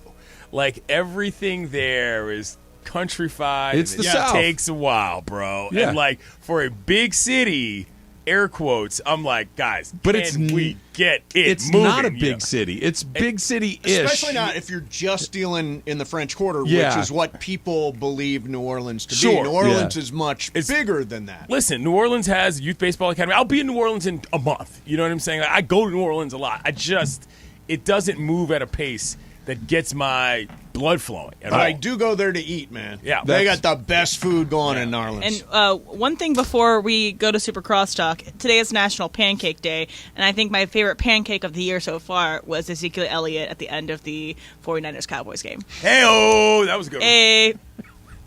You had to get that in there. I did. I just really wanted it out there. I know you're going to be a hater. Scored from first on She says in my ear, she goes, I have something before you go to Super Crosstalk. Yep, exactly. I didn't want you to I'm sorry. That was funny. I did not mean to I like She very much wanted to make sure that was done on the proper side of this. Emily, are we good? Can we go to Super Yes, Crosstalk? you can toss to the You got any more material? Little Super Crosstalk right Type now. 5. ESPN AM 710 Los Angeles. KRDC AM 1110 Pasadena, Los Angeles. K256CX 99.1 FM Pasadena, Los Angeles. It's the greatest segment in LA sports radio history. Oh my God. When the shows come together for magic on the radio. It will only grow stronger. Super Crosstalk. Are we ready for Mason and Ireland to join Travis and Slee? Super Crosstalk begins. Super Crosstalk presented by In-N-Out Burger. In-N-Out. That's what a hamburger is all about. It's time for Super Crosstalk. So, judging by your woo-woo, yes, and that you're here, the meeting went okay. The meeting did go okay.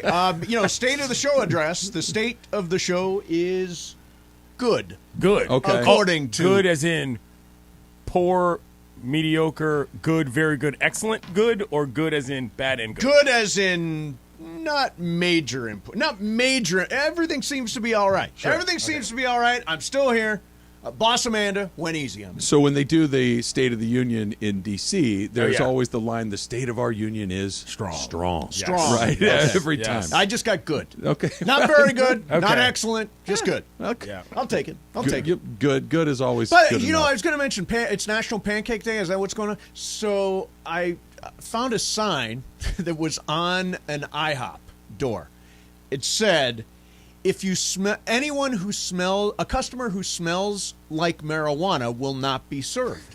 And I was like, are you kidding me? That is stoned food. IHOP, man, that is delicious when you're high. Terrible marketing so out of that. Yeah, I know. Why would you be turning away individuals? That is your audience. That is your crowd. Have you learned nothing from Jack in the Box? Like, their entire campaign is outwardly courting stoners. Well, they have the whole thing. It's the after night menu or late night menu or whatever. Taco Bell too. Taco Bell. Yeah, we are here for stoners. I want to just.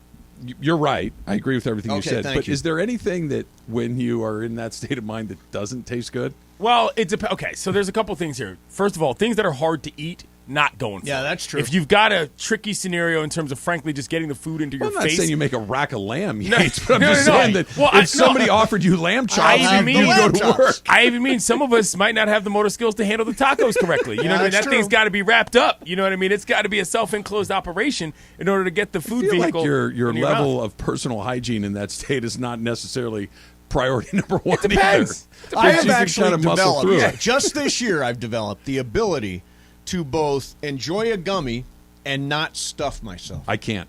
Take me through it. Oh, wow. You got a whole training regimen? Take me through it because I find myself. Tom Amansky's. This is. How did you? I give this my full endorsement. Back AAU championships? How did you do that? You have to keep it in your head all the time.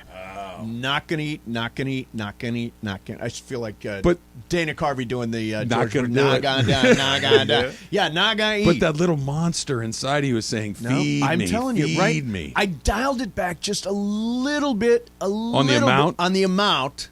And now I have some self-discipline. Made some willpower. adjustments, like Daytona 500. Got got a restrictor. Made an adjustment under the hood. I tweaked ready it to a little roll. bit, Yeah.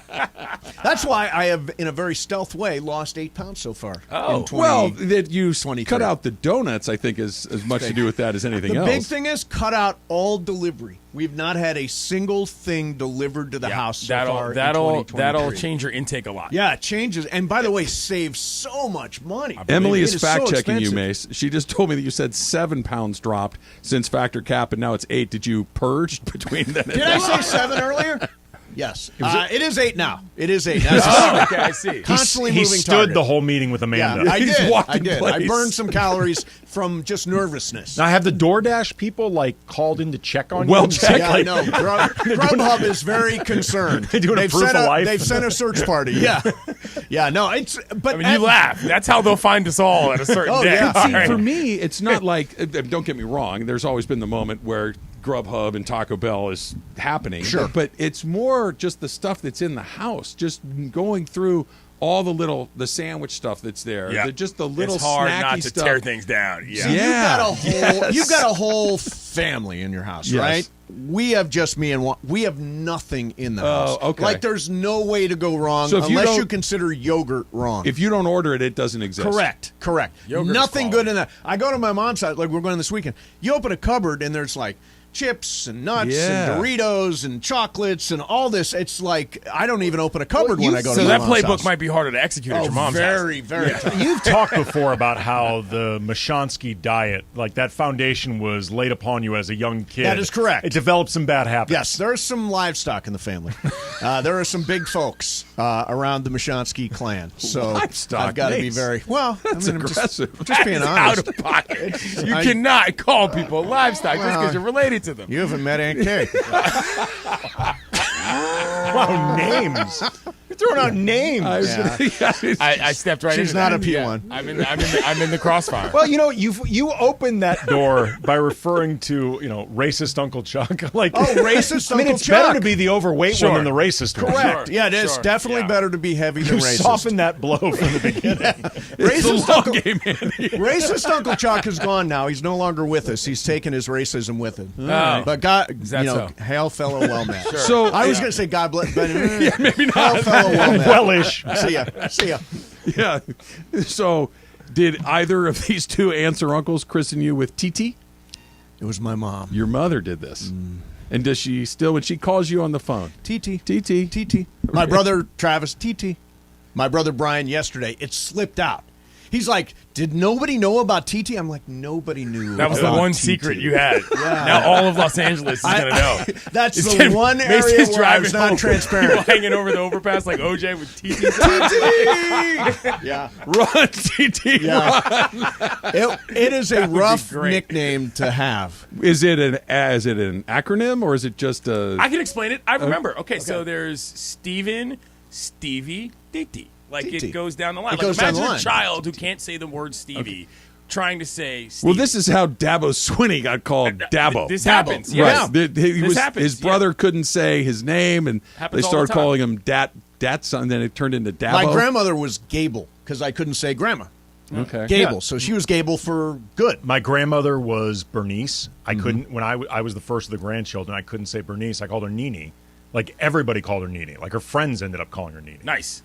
I watched or read a story this morning that Robbie Anderson, the wide receiver for the Cardinals, has changed his name. Yeah. To Chosen. Chosen. Yeah. It's hard to live up to Chosen. Wasn't Chosen one of the guys in Kung Fu? No, he is the opposite character. He is the, what is the word I'm looking for? Antagonist in Karate Kid Part 2. That's what I'm thinking right. of. That's what I'm thinking of. That's what you're thinking of. But they made nice in Cobra Kai. More than made nice. Yeah. Not to give it away. Alliance. But Chosen is a factor. Yes. Yeah. Oh, yeah. But now, did he go? Alliance. Did he go chosen with an S or chosen with a Z? S. Chosen with an S. Okay. Yeah. The traditional spelling. Yeah. He is Chosen. I am TT. Well, Names it might have been a tribute, though. It might have been a tribute. Yeah. I'm just feeling like speaking that's the of way your to do it. brother, though, like what's so I have my pickleball racket Yeah. here. I heard you're flying him in first class doing the whole works. Spirit, Spirit, yeah. in the guest room. Spirit guest room. How often does he play? I've played now. Okay, just in Yes, case we didn't right. get to that, I've played now, so now I want to know everything. Are How you still often does shopping he for a play? partner?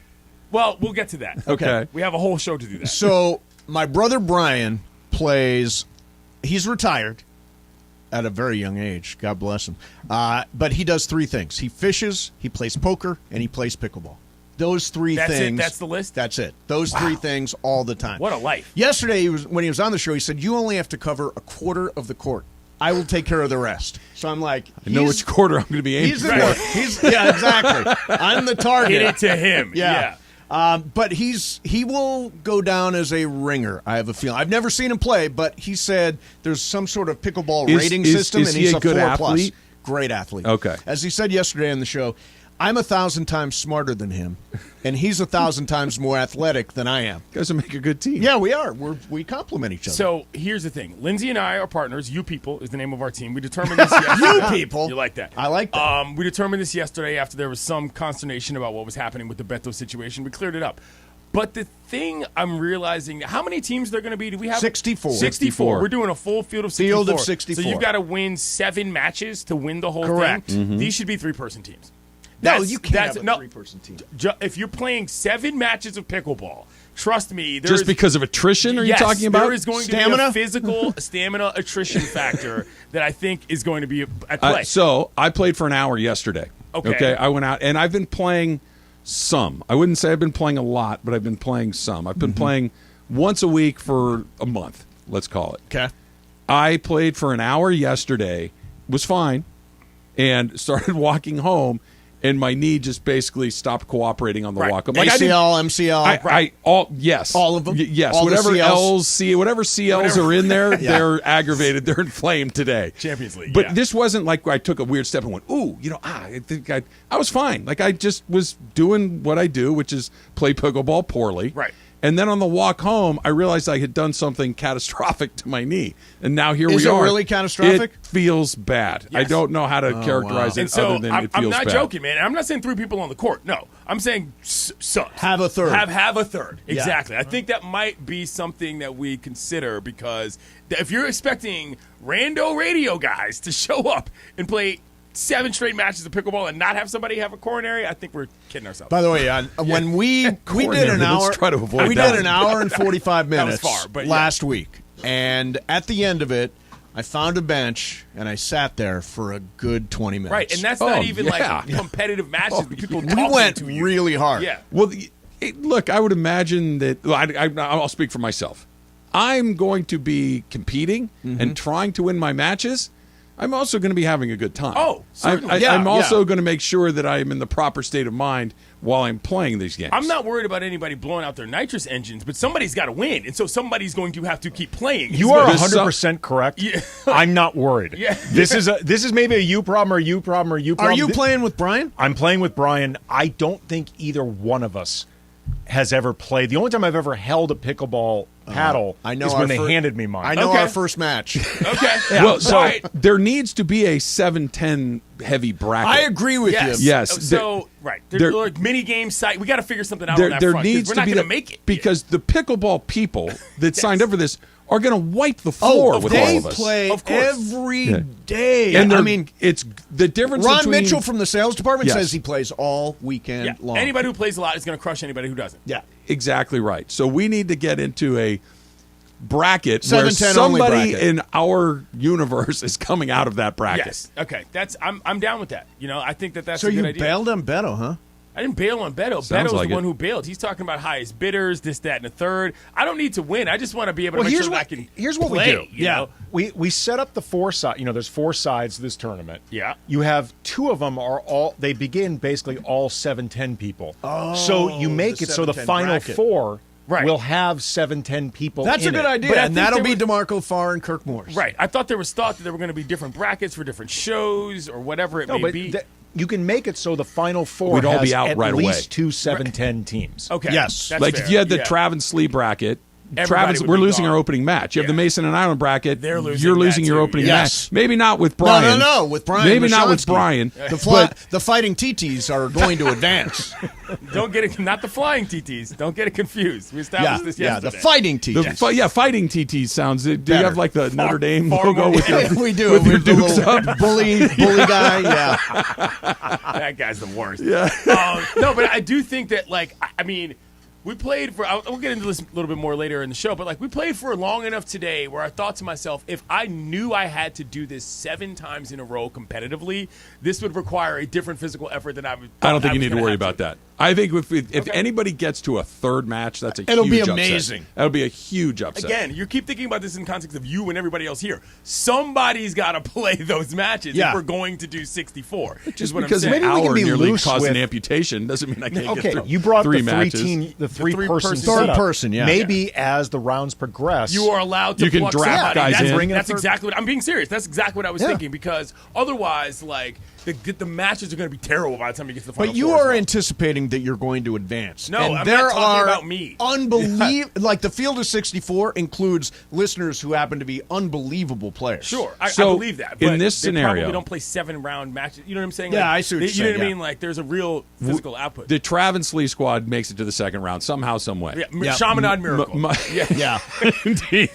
That my knee gives out, and Al could say, all right, that let's say you got knocked out in the first round. He could draft you into I think we're going to have to open up the transfer portal. Yeah, we're going to. Well, have to do that. if your knee goes south, we're going to have to replace you with somebody. Okay, but does it turn into in an NBA game when somebody gets hurt, the other team can choose Pick who the takes free the throw free shooter. throw? Yeah. Like, do the Ollie's on the audience- line like You in get the Hoosiers. chump. Yeah, no, I You don't. mean play basketball? Right, I don't know, but it was clear to me. I was like, okay, well, this is going to be a long day. Yes. If you play 7 matches for sure. The whole point is it's going to be fun. The It most is important gonna be thing, fun. it's going to be fun. It'll be like the softball Most game. fun I've It's going to had be fun. doing anything in a long time. The softball game? No, I mean, just for doing something new that Yeah. I've not really done before. Softball game is fun for different reasons. You know what I'm saying? People are out there getting after it. Have you like- hit the point? So this happened yesterday when I was playing, where I'm not good at this. Don't get me wrong, but Okay. I've at least reached the point where I have rudimentary expectations. Oh, yeah, that happened pretty instantly. I know how to hit a tennis ball. so- Right, but now why can't I get that shot into that back Oh, yeah. corner? Like it's We that, worked on stuff.